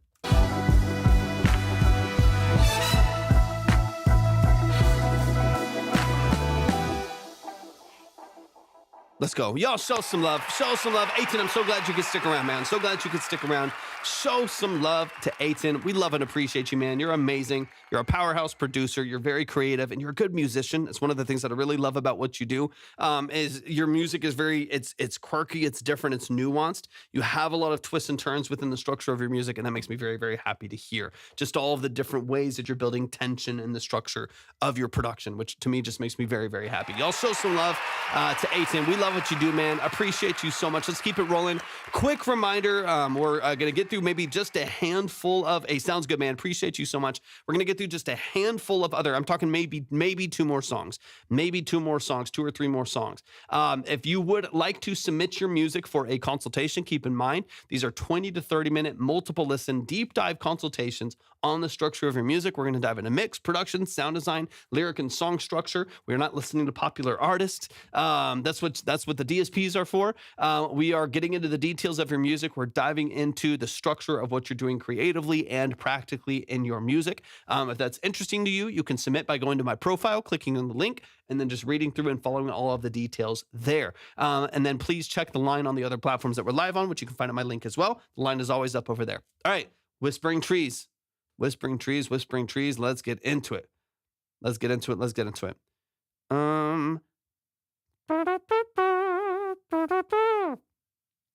right, this is the Whispering Trees, Blocking Out the Sun. I just want to double check. I think I saw them just a moment ago, so I know y'all are here. Yes, you are here. Okay, beautiful. Just want to make sure that you were accounted for. Okay, give me some detail. Also give the chat, obviously, like we're talking here, we're having the consultation here, but also let the chat know what you do. Let the chat know who is in the chat and the role that you play in their music, so on and so on. Thank you so much for the follow. I appreciate that, Son of Sam. Excuse me. But yeah, let me know. Let me know what the structure of, I've heard your music before, of course, but let me know the structure of the song, anything that you want me to focus on, anything you want me to kind of dive in a little bit. The song is already released. So let's talk about it. Emo Drift, really love what you're doing here, brother. Got a couple songs and close to finishing, and then Ryan Preston will submit. Hey, thank you so much, Emo Drift. I appreciate you so much. Thank you for tapping in over on the Purple app as well. I really appreciate it. It's all love, all love. Alt Rock Mississippi Band just released a song on our EP. Let's get it. This is Blocking Out the Sun by Whispering Trees. It is out on all platforms. So if you like what you hear, you can stream it. You can like the track. You can add it to your playlist. You can boost their algorithm, show them some love and support. Let's get into it. And if y'all are over on TikTok, do me a huge favor. Make sure y'all are tapping the screen. Make sure y'all are sharing out the live. Sending the heartbeat for the day. It does really help out the live stream. And TikTok keeps giving me knocks for inactivity. So just tap the screen every once in a while. It helps a lot. All right. This is from their EP that came out this year, Petrichor. I think I'm saying that correctly. Let's get into it. This is Blocking Out the Sun. Oh, it's streaming on another player. Hold on. Let me get it back to the computer here. It's streaming somewhere else. Here we go.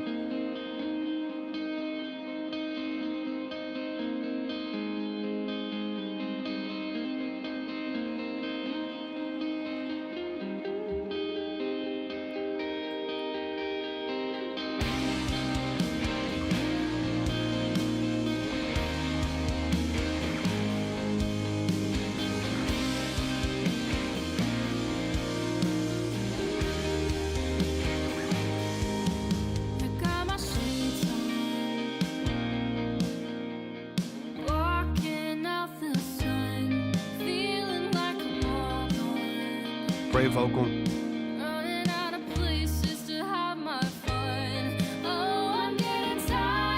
Nice harmonies. Hell yeah.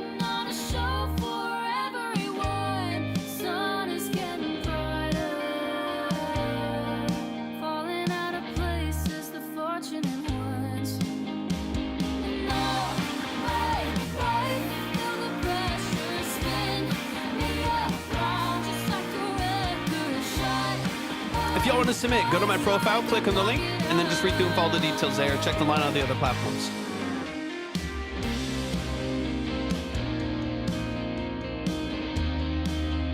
If y'all spam the chat, you'll get muted. I don't want that to happen, so just make sure y'all check the profile.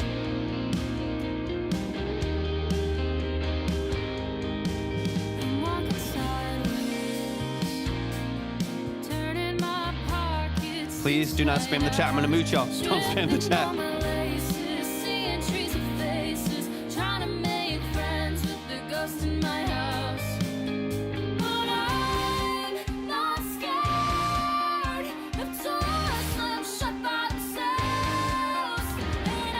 Awesome.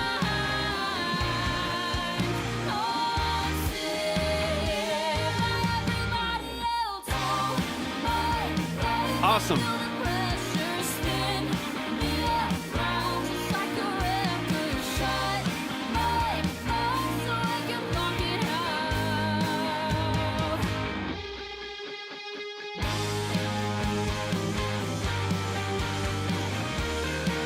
beautiful.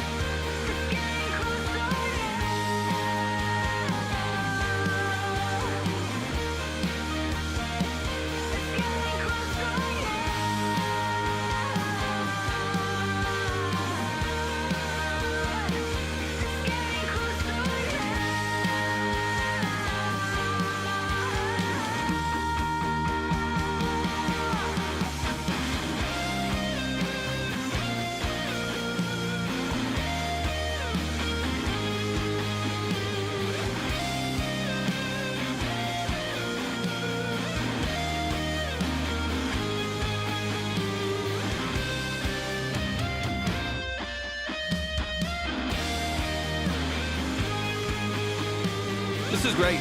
Awesome.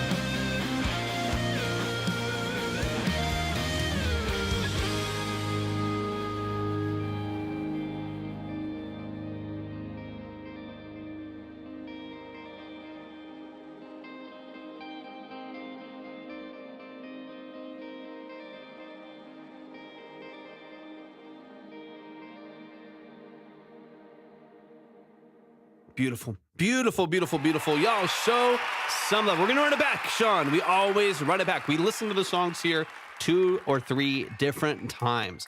Each of these breakdowns, these consultations that we do are 20 to 30 minutes a piece. So we go pretty deep. If y'all want to get up on the board, if you would like to be on the list for a consultation, go to my profile, click on the link, and then just read through and follow all the details, and then check the line and minimums over on the other platforms that we're live on. That way we can get you in line. These are not requests, so don't just send in popular artists. If you want to listen to popular artists, just go to your Spotify. That's the easiest way to do that. We are here doing breakdowns, consultations, and like structural improvements for producers, artists, musicians, engineers, songwriters, so on and so on. So if that's interesting to you and that would be valuable to you, then go to my profile, click on the link, and then just read through and follow those details. But let's get into it. Let's run it from the top. Let's run it from the top. This is the Whispering Trees, who is right here in the chat. Y'all are amazing. I love so much about this production. This song is out on all platforms. So go stream it, go like it, go add it to your playlist, go follow on Spotify and other DSPs, so on and so on. Let's get into it. Once again, I'm going to say this again. Please stop spamming the chat. I don't know what is going on today. Today has been crazy. Stop spamming the chat. If you spam the chat, you will get muted or blocked, especially if you do not mute or if you do not listen after I've already told you to stop spamming. Don't spam the chat. You will not get anything played by spamming the chat. If you spam the chat, you will get muted or blocked if you don't listen. These are not for popular artists, okay? These are not for popular artists. So, anyways, I don't know how many times I can say that. All right. And it also, I say it all the time. It says it in the introduction to the live. It's like, come on. All right. Let's run it from the top. Let's get into it. This is Blocking Out the Sun by the Whispering Trees. But we want to be popular. Yeah, once you get there, you can, once you get there, you can spam your song all you want. But people are, it's just so funny. It's so funny to me. I don't, I'm coming at it from a structural side of the live. I'm like, this is not what we're doing here. And nothing says, Jesus, I can't. Blocked, 4th one of the day, and gone, disappear. It's just so funny to me where I'm like, if you want, like, people will just come in and they'll just be like, blank space, Taylor Swift. And I'm like, the song already has 3 billion streams. and you can quite literally listen to it anytime that you would ever dream of wanting to on your own. Like, why do I need to play Taylor Swift on my live stream? This is so funny to me. For one, it's just not at all the structure of the live stream. It's not what we're doing. It's not anywhere close to what we're doing. And then past that, I'm just like, what are we, like, why would we ever want to just play? Like, what is the point of adding more streams to the billions and billions of streams that these like huge artists already have? It's just so funny to me. Okay, Son of Sam, if you want to submit your music, go to my profile, click on the link, read through and follow all of the details there, and then get yourself in line. Please check the line on the other platforms that we're live on, the red and purple app. You can find them at the link at the top. All right, let's run it from the top. Sorry, it's just so funny to me. Let's run it from the top. Let's Between the Lines by the Whispering Trees. Let's run it. Let's get it.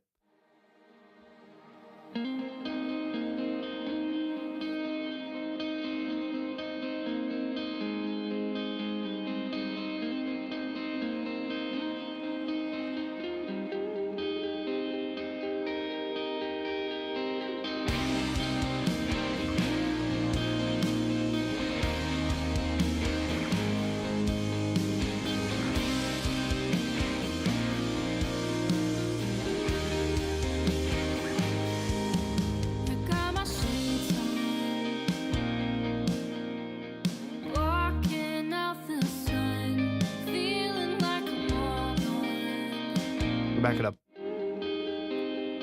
I like the space of this intro.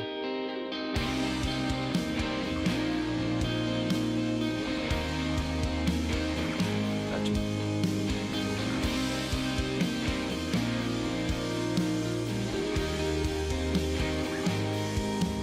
I got my shades on, walking out the sun, feeling like I'm all gone, running out of places to have my fun. Oh, I'm getting tired, putting on a show for everyone. Sun is getting brighter, falling out of places the fortunate ones. And all my life, feel the pressure spin. It's got a cool, like, you're asking, like, what does it make me feel? It's a cool, like, admittance, you know, of like your frustration and like and just some of the tension that you're feeling and stuff like that, while still feeling like empowering and anthemic in some ways. So to me, that's really cool, right? Where it doesn't just, like, sometimes songs can feel really like one note and like monotonous, not in like a boring way, but just like it can feel one note in that way, right? Like some songs can just be like, it's only this, it's just anger. The whole thing is just anger. This is a cool hybridizing of like feeling like there's some frustration and there's some tension and you're tired of things being a certain way, but then also feeling somewhat empowered to get out of it. And I like that. I like that combination of feelings where it's not like, yeah, me too, I'm super depressed as well, or whatever, or frustrated with, you know, the way things are going. But also feeling like there's like an edge on the other side that makes sense in the song structure too. So I like that a lot. I like it a lot. And then as far as parts for promo, we'll get into that in a little bit. Just like a record shot, my so I can block it out.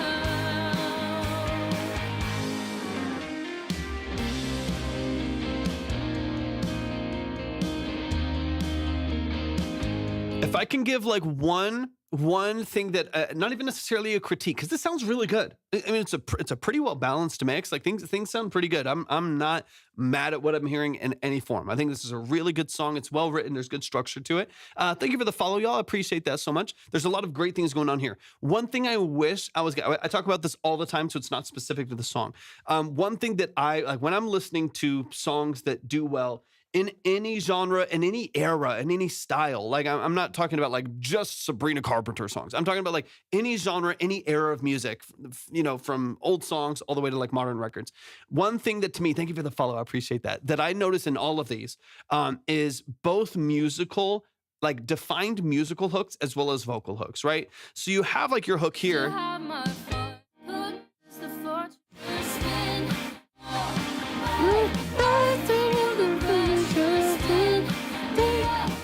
Like you have a great hook here. Da, da, da, da, da, da, da, da, da, da. Good repeated melody, good hook structure here. I have a desire with this particular song to hear a little bit more of an instrumental hook as well. Some defining moments of the like structure of the instrumentation that lets me know what the song is, right? Like that it's like identifiable. That's what I'm talking about, like with hooks, right? It's like, think of like your favorite song in any genre, right? Like in any genre. And there's like there's typically speaking, unless it's just like phenomenal storytelling and that's its own hook, right? Or whatever it may be, right? Or it was in a movie and that gave it a push. But outside of that, like most records that we really, really like, they're defined by their instrumentation as much as they are by the vocal. As soon as you hear the song start, there's that song. There's the song that I like, and I already know all the words to it. Like as soon as I hear like the first two piano lines, I know what's going on. There's a couple times in here I'll kind of point it out. So let me listen a little bit further. And you could use the instrumentation you have, right? Like what's already there. I don't think you need to add a ton of layers. I think it's using those layers a little bit more strategically that would identify this song a little bit easier, so that as soon as I'm going through my playlist of like alt rock songs and soft rock songs and stuff like that, that this song comes on and like, oh yeah, there's a Whispering Trees, the song that I like. I know that the name pops in my head, the melodies are there. It's incredibly identifiable. So that's kind of what I'm looking for. Because when I hear this,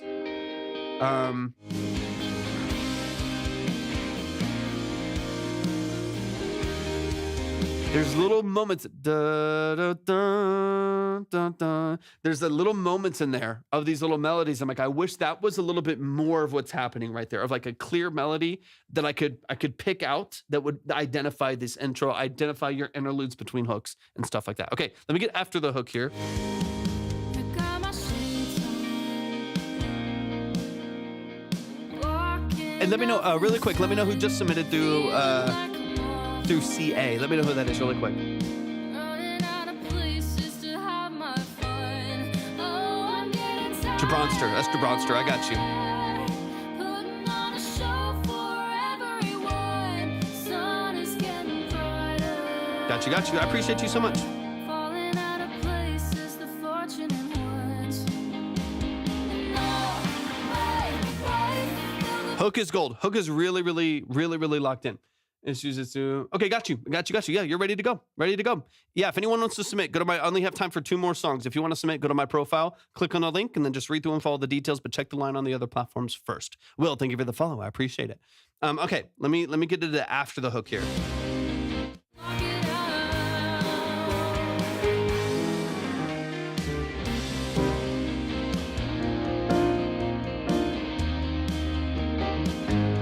All right, so we're building off the C minor here. That's our main structure. D sharp, right? To the G sharp. That's our main structure right there. So off this melody right here, basically I hear some melodies that are kind of happening in the background that my brain just wants to be more front. I want it to be more of a main thing that's happening as opposed to all tucked way back into the layers to where you just get kind of a wall of sound. You don't get any like distinct melody. So I'm hearing it in the electric guitars, obviously that being one of the main elements here. That, there's that beautiful melody right there. I would love for that to then become like one of your leads. Dun, dun, dun, dun, dun.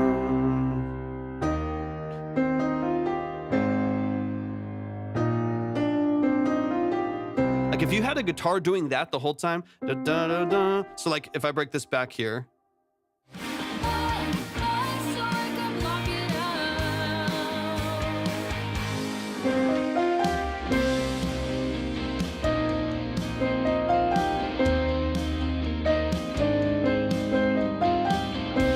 if there was that element, this is the piano and it's way too loud, but you get the idea. That element of having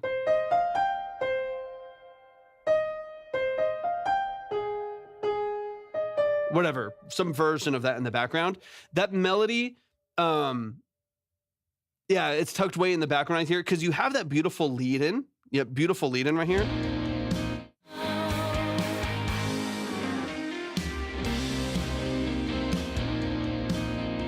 So you have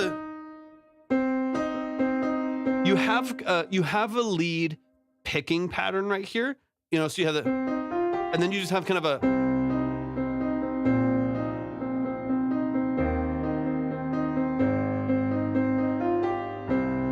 so most of like the structure in there, it's a lead guitar, but it's kind of just doing chords. It's kind of just doing drone kind of in the background right there. And I would love for it to, as clear as we hear that, bum, ba, da, da, da, I would love to hear like that as a lead with some other filler there as well. Not as rhythmic as everything else because you already have some other guitars. I hope that makes a little bit of sense. Makes a little bit of sense. Because that to me is like when I think of this song, I'll think of your vocal, but I'll also think of those moments, right? Like da da da da da, especially like here in the intro. So imagine, here's what I'm going to do. I'm going to give this 2 seconds. I promise not to spend too much time on it. I'm going to overdrive this. We're just going to have fun for a moment.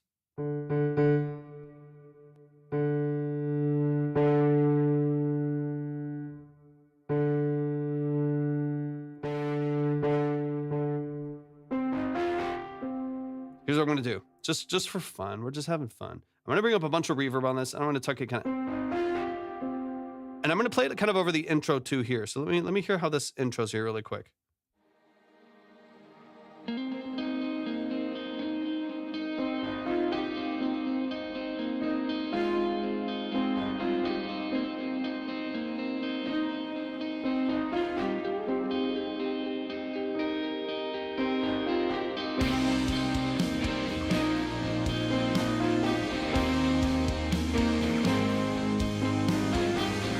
Right.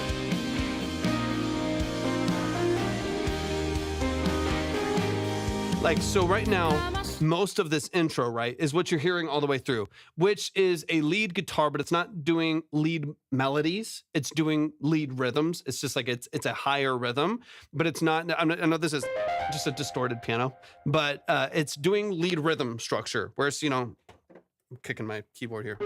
It's doing,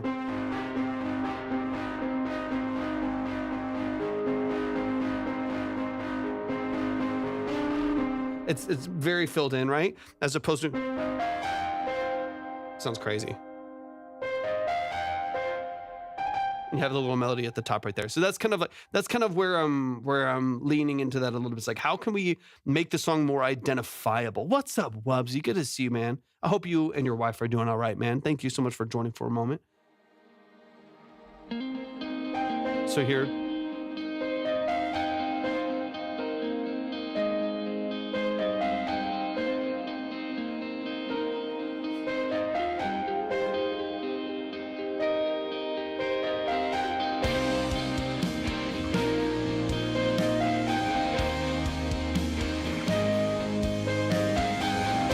Gives it that identity.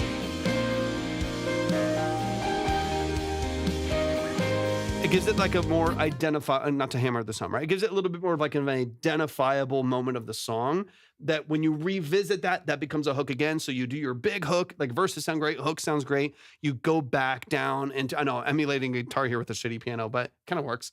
You go into a big hook right there. When you do your interlude, the guitar goes back into ba-da-da-da, still with those same layers underneath it, because the other lead lines are fine. They're just not doing melodic, right? And I think the melody is what makes it distinct. And then in between hooks, between your solo, all of that stuff, it gives you that little bit of edge. That's one of like the few things. We talked about some of the other elements. Let me bring this back under control here, so I'm not playing distorted piano anymore. Although, nothing wrong with the distorted piano. All of this is very stylistic as well, so feel free. It can make sense, can it also not be your vision? So I want to keep that in mind as well. All right, let me skip into this like B section of the song here. Most of this sounds really, really good. What's up, Edwards? Welcome in.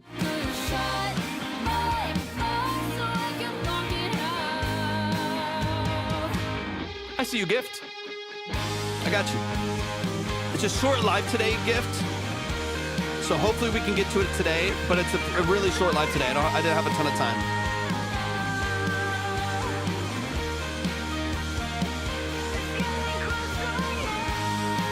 But also, keep in mind, Gift, you never missed your song. You never missed your song. So you don't have to worry about missing it. As long as you're around at all, I have your song saved. I have it on the list right here in front of me. Your song is always right here. So even if you missed it, or you come in late, or you weren't here on time, I'll never listen without you. Ever, ever, ever. I'll always make sure that you're here. I'll always make sure that you are locked in, that you're solid, that you're right here in front of us when we listen to the song. So if you end up leaving for any reason, or I just don't have as much time for a live like today and a little bit of the last live, then I'll always make sure that you're taken care of. No worries at all. What's up, Fitz? What's up?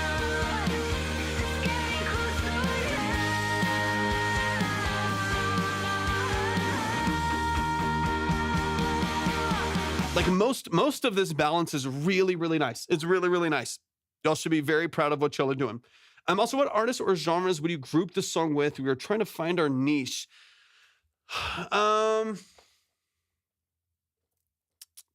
What's up? Can you tell those are my bands? If y'all want to submit, you can. Actually, I only have time for one more song after this. And I think that might be Jabronster, I believe. I'll see. I might close the lines here in just a second. Nope, I'm not doing that right now. Sorry, y'all. I got no. Muted. I just can't. I can't deal with it today. It's been too crazy. Sorry, because then I'm missing the entire chat. Flo, welcome in. I'm missing the entire chat because I can't. The spam has been crazy, like literally crazy today. Jabronster, I have blocked like 6 people and muted like another 6. Like I don't know what's going on. It is like TikTok is so spammy today. It's so spammy today. It's crazy. It's been on another level. And then people literally like then like coming out and then coming back in with different accounts to spam like Billie Eilish songs. I'm like, what are we doing? What are we doing? Okay. Promo and then niche. So, okay. So here's kind of my thought What? Sorry, I'm trying to weed through all the spam here to find questions and stuff.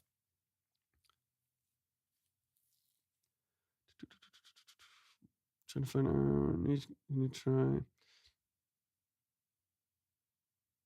Let me see. Thank you for the heart me Wubsy. I appreciate you so much, man. Where's my questions? It keeps popping back down. Okay. Sorry, I'm back. Promo and the niche. Okay, so really on the niche thing, really quick, and my perspective, your niche and your sound and your audience for that niche and sound finds you and or should find you. Got hair in my mouth. I see a lot of people that kind of pigeonhole themselves by being like, oh, these people said I sound like whoever XYZ. I can't think of artists today. That's not gonna be top of my brain right now.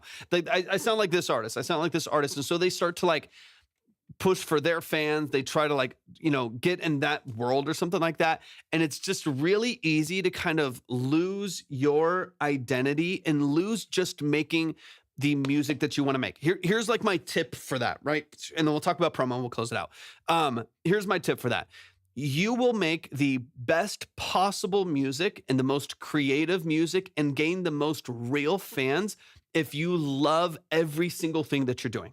If you are like passionate and like motivate every time you step into the studio or you get behind a piano or a guitar and you start writing a track or whatever it is, you will be the most motivated to do that, specifically as an independent artist. Now, if you're part of a major and the label's gonna be like, hey, guess what? We got a pop song due in 2 weeks.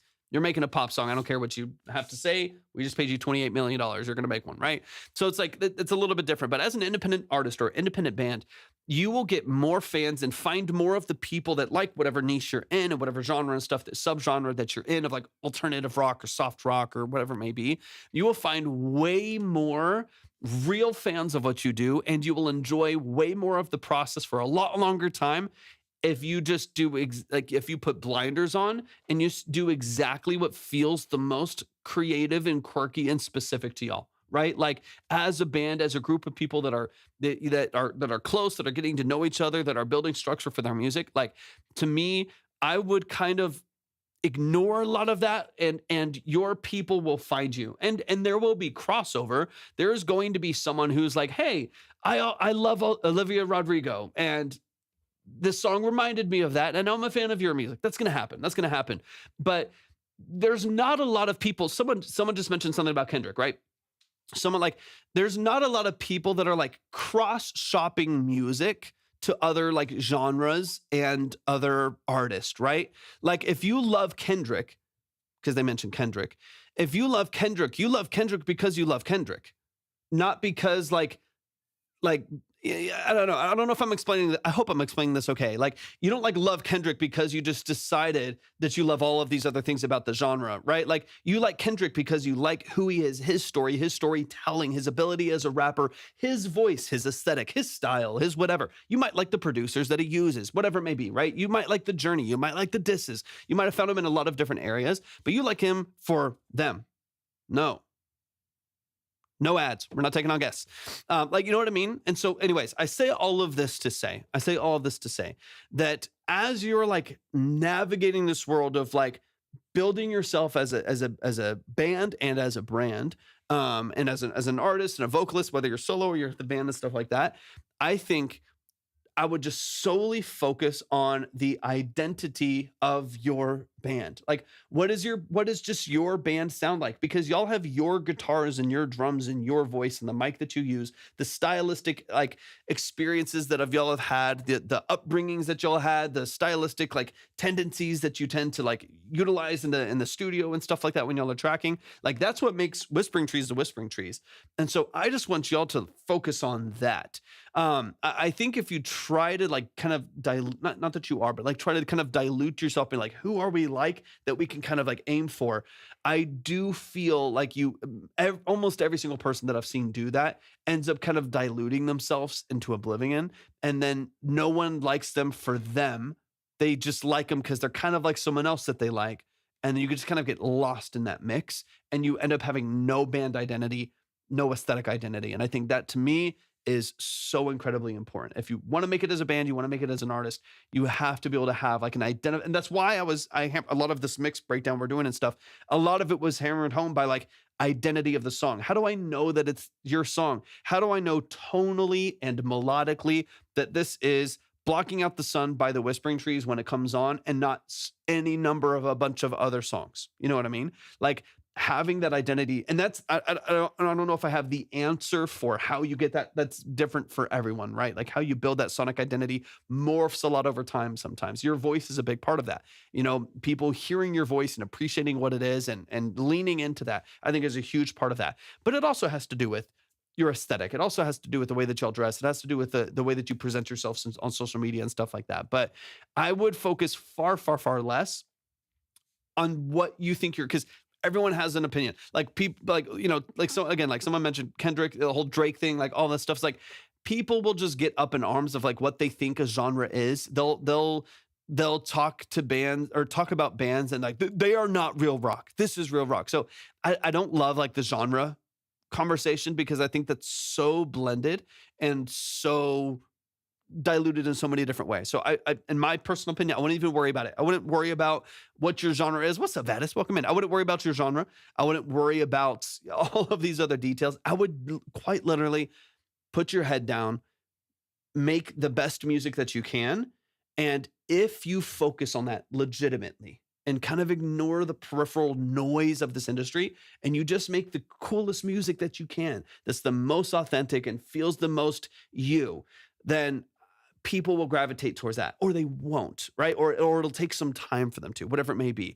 Like that's what I want you to do. Focus on your identity. Focus on your identity as a band, as an artist, as a lead vocalist, like as the one who's top lining. Like that matters so much more than so many other elements. So many other elements.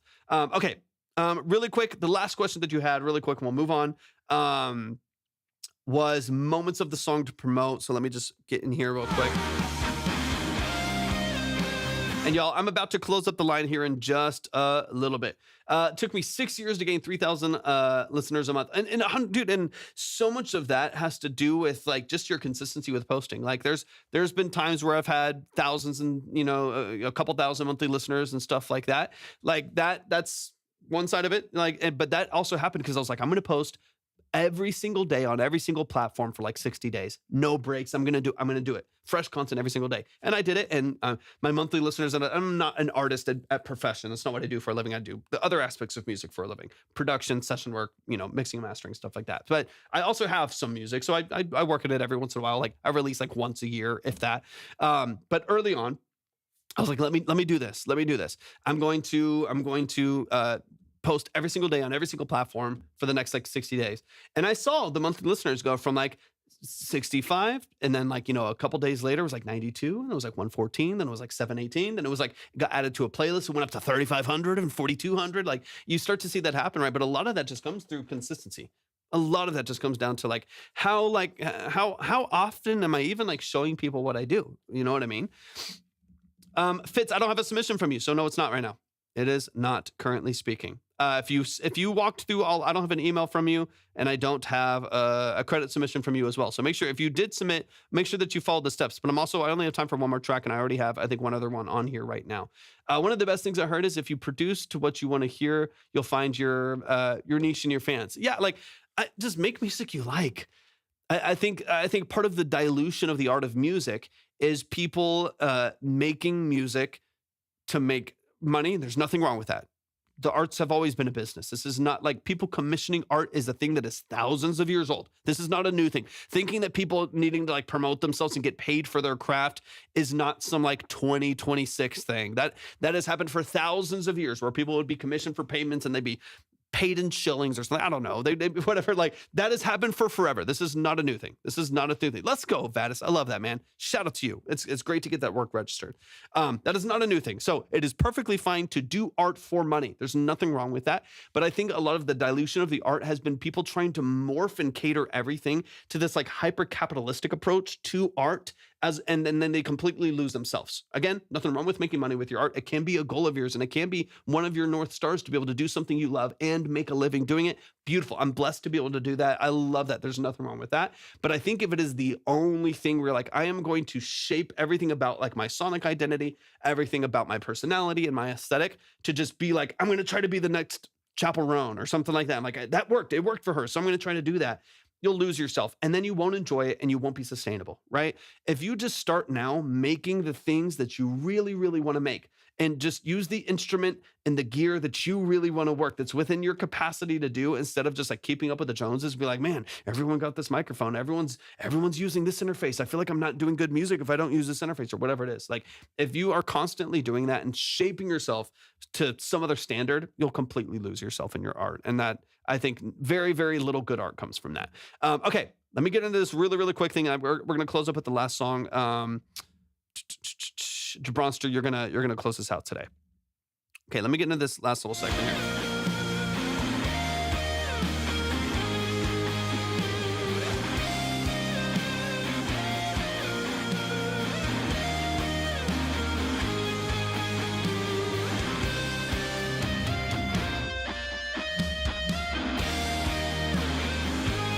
I mean, to be honest, you're talking about moments of the song. I think the hook is always an easy one. A hook is always, excuse me, hook is always an easy way for you to build a little bit more exposure for, for your song and stuff like that.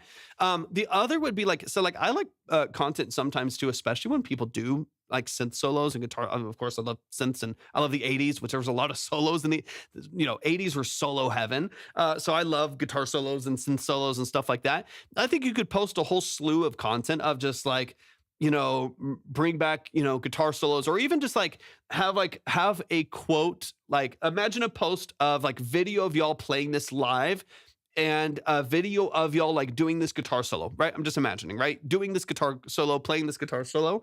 And then there's like at the top of the screen in like white letters, like in quotes, like someone else said it, in quotes, it's like guitar solos are dead or something, like it's 2026, guitar solos are dead, while y'all are playing this cool guitar solo or something in the background. Like there's ways that you can do like some kind of interesting content just using the song as itself. And that's less markety than like, here's our song, go stream it out now on all platforms. You just found your new favorite band. That worked for like a little while, and then it got old really fast and people started ignoring a lot of posts like that. I think the more that you can just connect people to your music and showcase it for what it is and connect it to somewhat interesting content, I think the better. I think having a guitar solo is a unique aspect of the song. There's not a ton of guitar solos, not a ton, in a lot of modern music. So I do love that that's there. I think that's a great marketing point. I think the hook is always easy. But my advice to anybody that's promoting their music, and I'm not the king of promotion, I have great ideas. I work with a lot of people that are great at promoting and stuff like that. That's not like my job. I'm not like a music promoter or something like that. But when it comes to like, I also just consume a ton of music content because it's the world that I live in. So even just looking and researching this stuff all the freaking time, people don't want to be marketed to. They are so tired of marketing. They are so tired of being sold stuff all the time. Every single post from every single person they follow is selling them something. And in between that is TikTok shop. And then in between that is an actual ad. And then they go to just the people that they follow and they're selling their new thing. And it's like, it's constant. You can't get away from it. So I think any way creatively, how you do this is up to you. Any way that you can like brainstorm this for hours of how you can get your music as a carrier to content that entertains people, that makes people emotional, that connects them to some bigger vision, I think is always going to do better than here we are, here's our band, stream us. Because I just think people are tired. They're tired of that. I would use the skills that y'all are good at. Talk with the band. I think it's another huge thing. Talk with the band and see what kinds of skills y'all have that lend itself to interesting content. Whether that's someone who has like an interesting job. I don't think so, Eytan. I think they hopped out. That has like an interesting job or an interesting dynamic, interesting things that they do, and use that in your music. I talk about this all the time with Connor Price. Connor Price was an actor, so he started doing skits. Skits blew up. Nick D was he was a wedding videographer and photographer, and had a couple other things that he did. So what did he start doing? He started using his nice camera, his DSLR camera, and he was also good at sports. He was good at sports, and he had a nice camera. So he was like, well, let me do trick shots and some high quality content blew up doing those two things. Fine Apple, when it blew up, was him doing trick shots and then singing, and then he had some high end content that he connected with that as well. Citizen the artist is a cinematographer. He's an incredible editor and cinematographer, so he uses his $50,000 camera setup to do incredible video transitions attached to his songs. Blew up like crazy, has millions and millions of streams now, right? All of these things that it's not like they saw, all of these people didn't just see Connor Price do skits and they all did skits because skits worked and they changed everything. They found the job they were already doing, the creative thing that they were already good at, and applied their music to that mold. And so I think talk with the band, like, see, like, what do we do? What do we do for a living? Does someone work an office job? Like if all of y'all work boring office jobs, like imagine y'all start posting content where y'all start like doing some synced video, like this would take 5 minutes to record, where all of y'all are like making, like, let's say your drummer works, I'm making this stuff up, right? I'm imagining, I don't know how many people are in the band. Let's say there's 4 people, maybe there's more. Let's say there's 4 people in the band. I could imagine a video that y'all literally record at y'all's jobs. And I'm making this up because I don't know. So y'all work office jobs. Y'all record this at your job, and the video is 4 different screens, each of y'all on a different screen. The drummer is at his office job, playing the drums to the song, synced to the song, like synced to the studio recording, playing the drums with just like his pens and stuff like that at the office. You are lip syncing the lyrics while you're at your desk at an office. Some other, one of the guitarists I don't know, it has another pen and they're sitting at their desk chair at a cubicle and they're playing the guitar part on the pen. Like, taking what y'all do and then having like a POV, you're stuck in the office, but you're also like a cool rock band. I don't know. I'm bullshitting now, right? But you get the idea. You get the idea. Is like, that would be so much more interesting to see and so much more authentic for y'all and so much more engaging to watch, where it's like, now you've entertained me. You've brought me into your world. You didn't just say like, hey, here's our music video. Please fucking go stream it. Like, like it's not that. It's like, you've actually like brought us into some world building, which as an artist is so important. So things like that, I'm going to cut it after that. But things like that, I think is the world that I would live in, of like, you got to find who y'all are. Like, what do y'all do for work? What is your life like? And then apply your music to that. And if you do that, people will connect. I've seen it happen over and over and over again, and it's not forced. It actually is like very natural for the people that are involved. Y'all show some love. Whispering Trees, I love what y'all do. I think y'all are fantastic. I think y'all are very, very, very, very talented, and I'm not worried about y'all's future as a band, as a group. I think it's going to be really, really bright. I think y'all have a ton going for you. Y'all please show some love. Justin, you're going to close this out. Jabronster in the building. Jabronster, I appreciate you so much. Hopefully that's helpful. I hope that's loosely helpful. I know that's a lot of info, and I hope some of it made a little bit of sense at least. I'm speaking to myself too, by the way. This is what I need to work on too. My problem is that music is my job, so I don't have this like second life. Like I don't have like this other version that I can kind of tap into. I've got to have just like sit down and think about how do I make what I do interesting to people. That's not something that I spend a lot of time on, unfortunately. Okay. Let's get into it. This is going to be our last one, y'all. Let me go ahead and close up the line here. Let's go ahead and close up the line. Boom. Line closed. But shout out to the Whispering Trees. That song is out on all platforms, so please go stream it. Go add it to your playlist. Go like the track, all that good stuff. Show some love to the Whispering Trees. I think y'all are really fantastic. All right, we got the Shake the Room remix. This is Jabronster right here in the chat. Jabronster, let me know that you're here, just so I can make sure that I'm locked in. And then we're gonna okay, let me see. Let me get this downloaded. Let's get it. All right, this is a Shake the Room remix. Now, Jabronster, I've heard one other song from you, right? Or have I just seen you here and you've been here and you're a part of the family and I just haven't heard anything yet? Let me know. I think I've heard a song from you, but maybe I'm making that up in my brain. All right, Shake the Room. Let's get it. Yeah, give me all the details regardless. Talk to me through what I'm about to listen to, and let's dive into it. This is my first so far. I came in the other day. Okay, that's right. I was like, I know you've been here, so I just wanted to make sure if I'd heard you before that I could recognize something. But yeah, give me some details. Jabronster, talk to me about production. Talk to me about what I'm listening to here, your role in it, so on and so on. Let's get into it.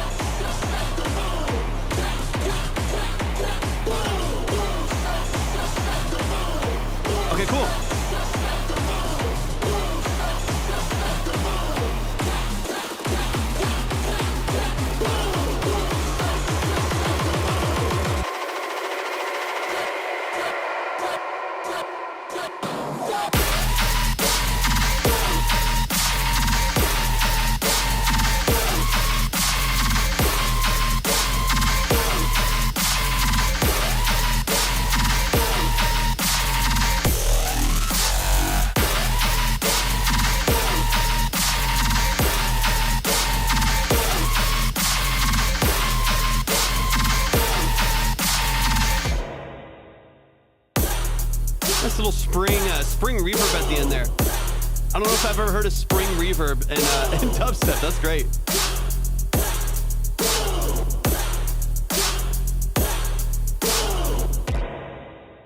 Is that the magma? Is that the magma spring? Y'all show some love, show some love, show some love. That is Jabronster, short and sweet, short and sweet, short and sweet. Let's get straight into it. We're not messing around. Shake the Room remix. Let's dive into it. Let's run it from the top. We'll break it down here. But yeah, that's literally like a minute 22. A minute 22.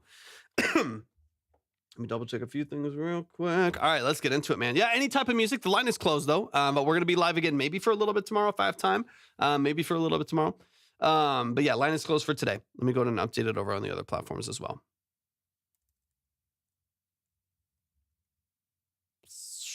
There we go. Just got to make sure I keep everything updated. Boom and clear. Beautiful. I'm using Ableton right now to produce. That impact is from tear out sample pack up. Let's get into it. Okay, this is short and sweet. Let me know. Are you going to be building this out more? Is this all we're hearing? Are you going to be adding a little bit to this?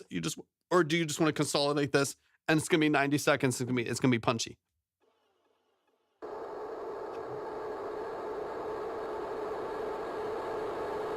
I love it. I love it. I love it. I'm about to get hopefully soon in the studio, get an actual spring unit. It's gonna be fun. I have a spring reverb in my guitar amp, the Fender amp that I have. But I'm gonna get an actual rack mounted like analog spring, mechanical spring unit. It's gonna be cool. We'll be building this out more, probably adding 2 more. Okay, that's what I was expecting. So I'm excited that this is early. Let's get into it. You're talented though. I mean, this is heavy. This sounds nice.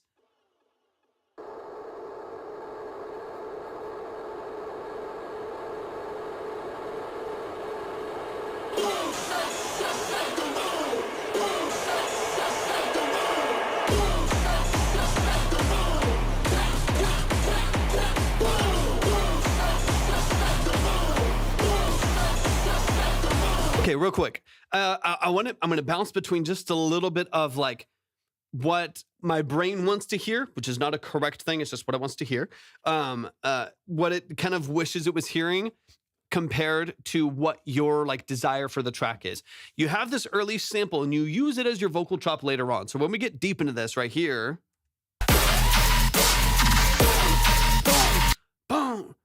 right? You have all the energy in the background. It matches a lot of your like kick and snare pattern. Love that. Fantastic. This early intro right here gets a little noisy and chaotic to me because of the mismatching of tempos between sample structure and your production buildup. I think and again, there's some nuance to all of this too, but I think if I initially heard that and it went on for as long as it did with those inconsistencies fine, right? Because that can give it some character, but for how long the inconsistencies were, I don't know if I would want to keep listening just because it's very like destabilizing to hear the very different polyrhythms that are happening of like, this is a completely different BPM on the sample. And then this is what the beat itself is as you're starting to build up. In my world, I feel like you could just time stretch the sample to fit your buildup right there and still keep all of your chops later on. Like all of your later on chops of the, boom, boom, like all those big stacks that you have. I think those can still be just as powerful, but I wish I could kind of get this. Let me get into this first build up here.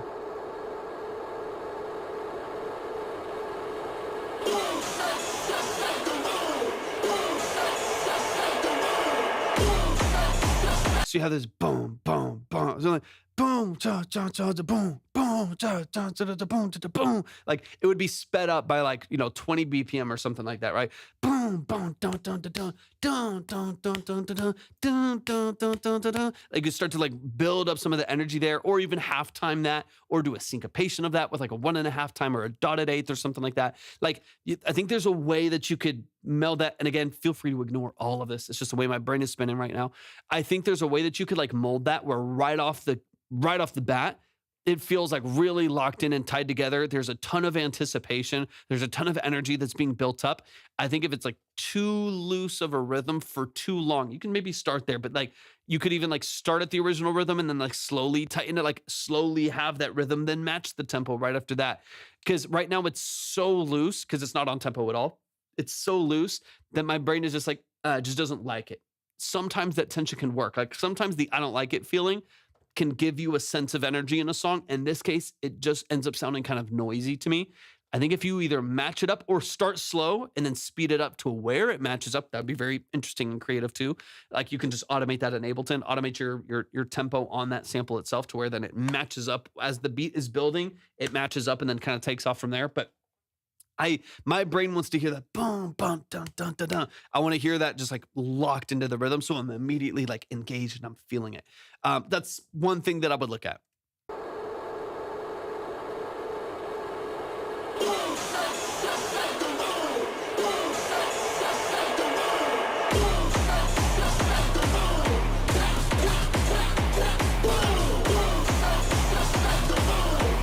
It's so off. It's so off that it just gets noisy. And again, tension's good, noise can be good. It's all about like context and what it leads people to. So that's something I would keep in mind. It could just be something that you want that tension in there. Perfectly fine. There's no right or wrong answer to that. Just the way my brain's working on.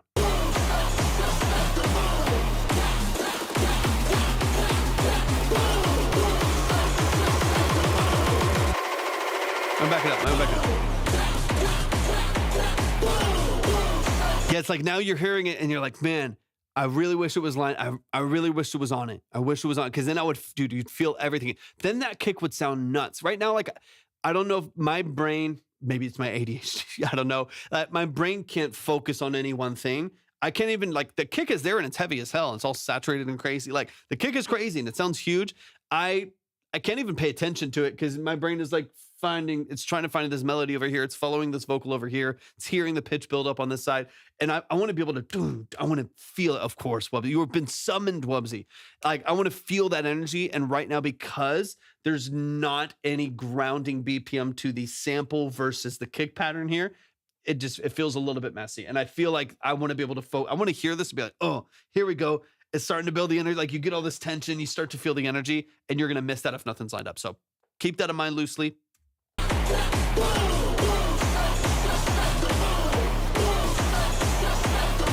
Definitely emo.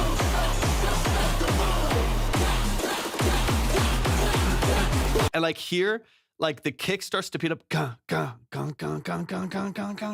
I would then like be automating your speed for the sample once again. Like when the sample starts matching with that kick, speed it up along with the kick, right? So it doesn't just feel like, again, this rhythm is changing, this one's staying the same, and they're constantly at a time.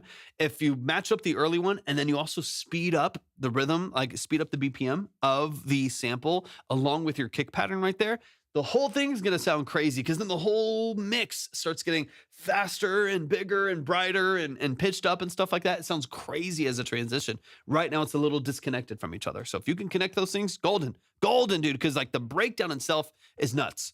The breakdown itself, I think, is where you really locked in. Like, you really honed everything in. These breakdowns here, to me, are going to be vital to how people experience the song.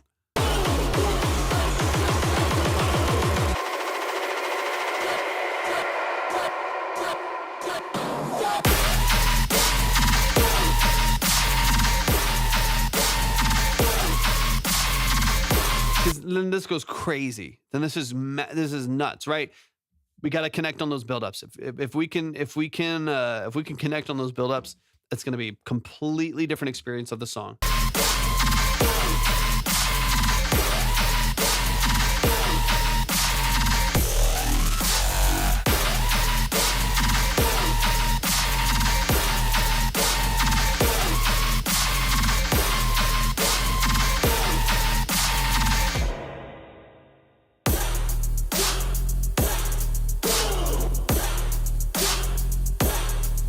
See, right there, you have the sample lined up. The chops are lined up with your kick and snare pattern.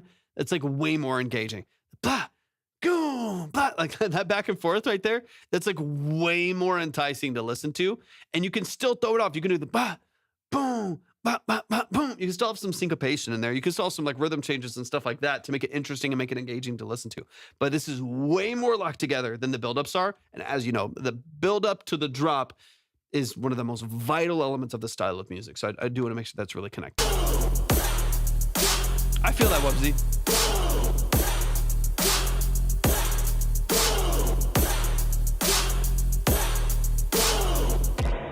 Yeah, that to me is the biggest thing, because once you get into the drop, I think you've got people. Once you get into that drop, I think it's engaging, it's powerful. There's always ways to kind of connect this and balance it maybe a little bit better and make the mix feel a little bit more like connected and full. That to me is a little bit later stage, right? I think like we were talking about, arrangement over everything, arrangement and the connection of the buildup. That to me is going to be the name of the game here. That's gonna be the most important aspect of this. Y'all show some love. Never, Wubsy, never any arrangement issues, never.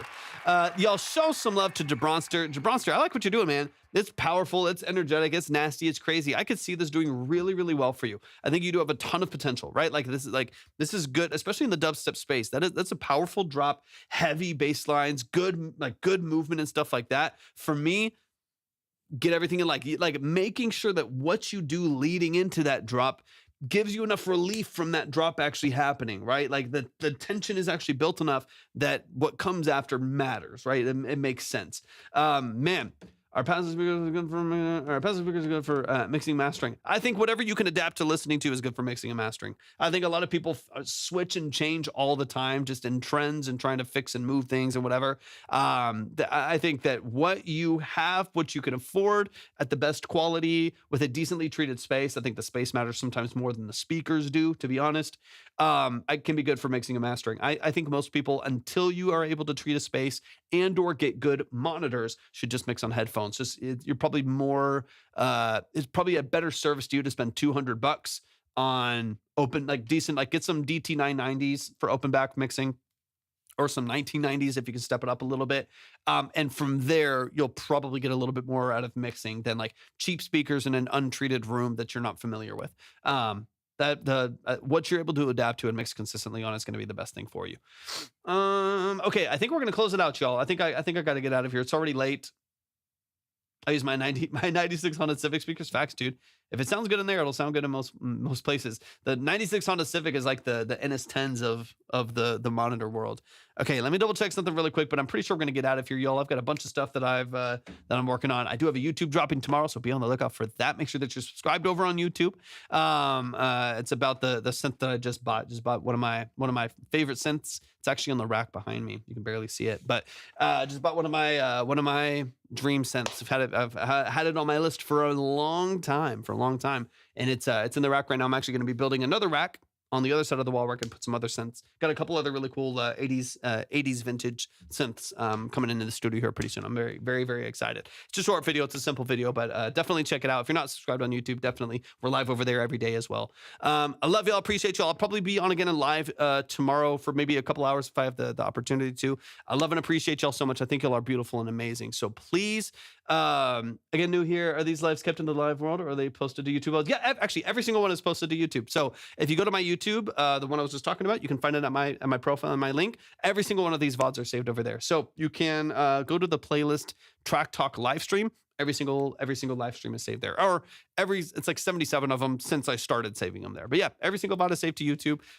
Subscribe over there. We're live on Twitch as well, so make sure you subscribe and follow over there as well. And then make sure you're following, of course, here on TikTok. Quick spiel: I do work full time as an engineer, producer, and session musician. So if you ever need any of those services, if you want me to track, analog synths for you, if you want me to track electric, acoustic, or bass guitars, live drums, vocals, whatever it may be, if you want full production package, you need a mixing and mastering engineer. That's what I do for a living. So definitely shoot me a message. I'll be more than happy to work with you and figure out what you need. I love y'all. I appreciate y'all so much. Y'all have an amazing self-promotion mention. I do it at the end of every live now, Wubsy. That's how I've done it. I don't like promoting myself during the live because it's about y'all's music. That's what it's all about. I'm not trying to promote myself, but at the end of every single live, I'll give you my quick spiel to let y'all know what I do.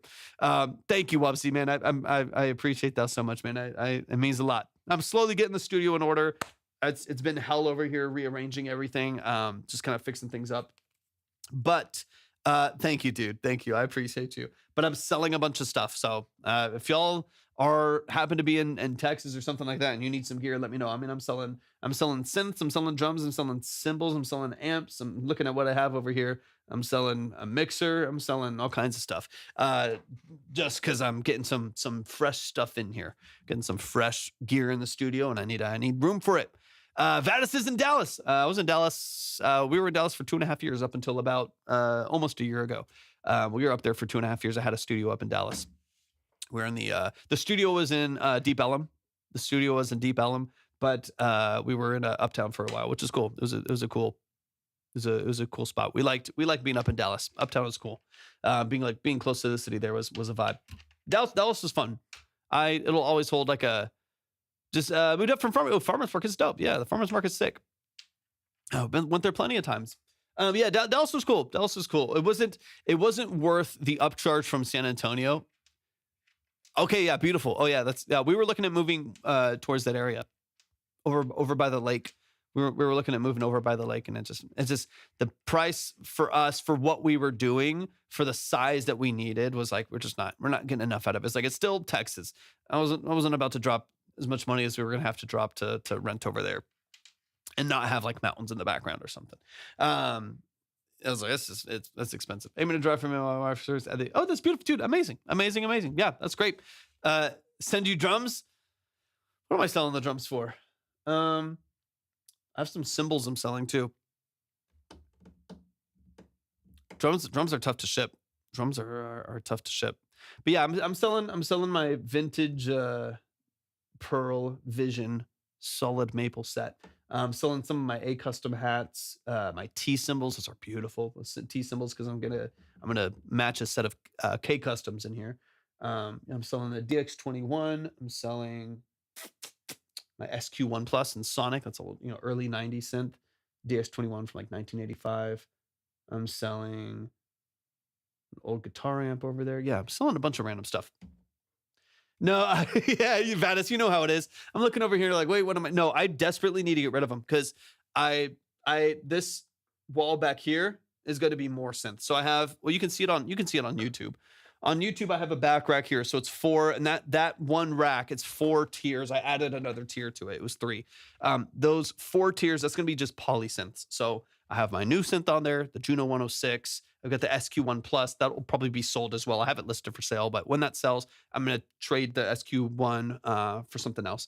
Even though I do like the SQ1, but I have my eyes on something different in there. But that's all going to be poly synths, and then I'm going to build another rack on the side using another one of those units. I'm going to cut it down all for mono synths or like smaller synths. So, my Poly D mini log, I'm probably going to get a Moog or 2 over there and a couple other smaller synths that I'm going to keep on that side. Anyways, sidebar. That's my plan loosely. Anyways, trying to get things organized in here, but right now it's trash because there's drums and synths and cases and cymbals and stands all over the place because none of that's routed anymore, and it's a nightmare. All right, I love y'all. I appreciate y'all so much. I'm gonna get out of here. Hopefully I'll see some of y'all tomorrow. Y'all are amazing. Have an amazing rest of your evening. Peace.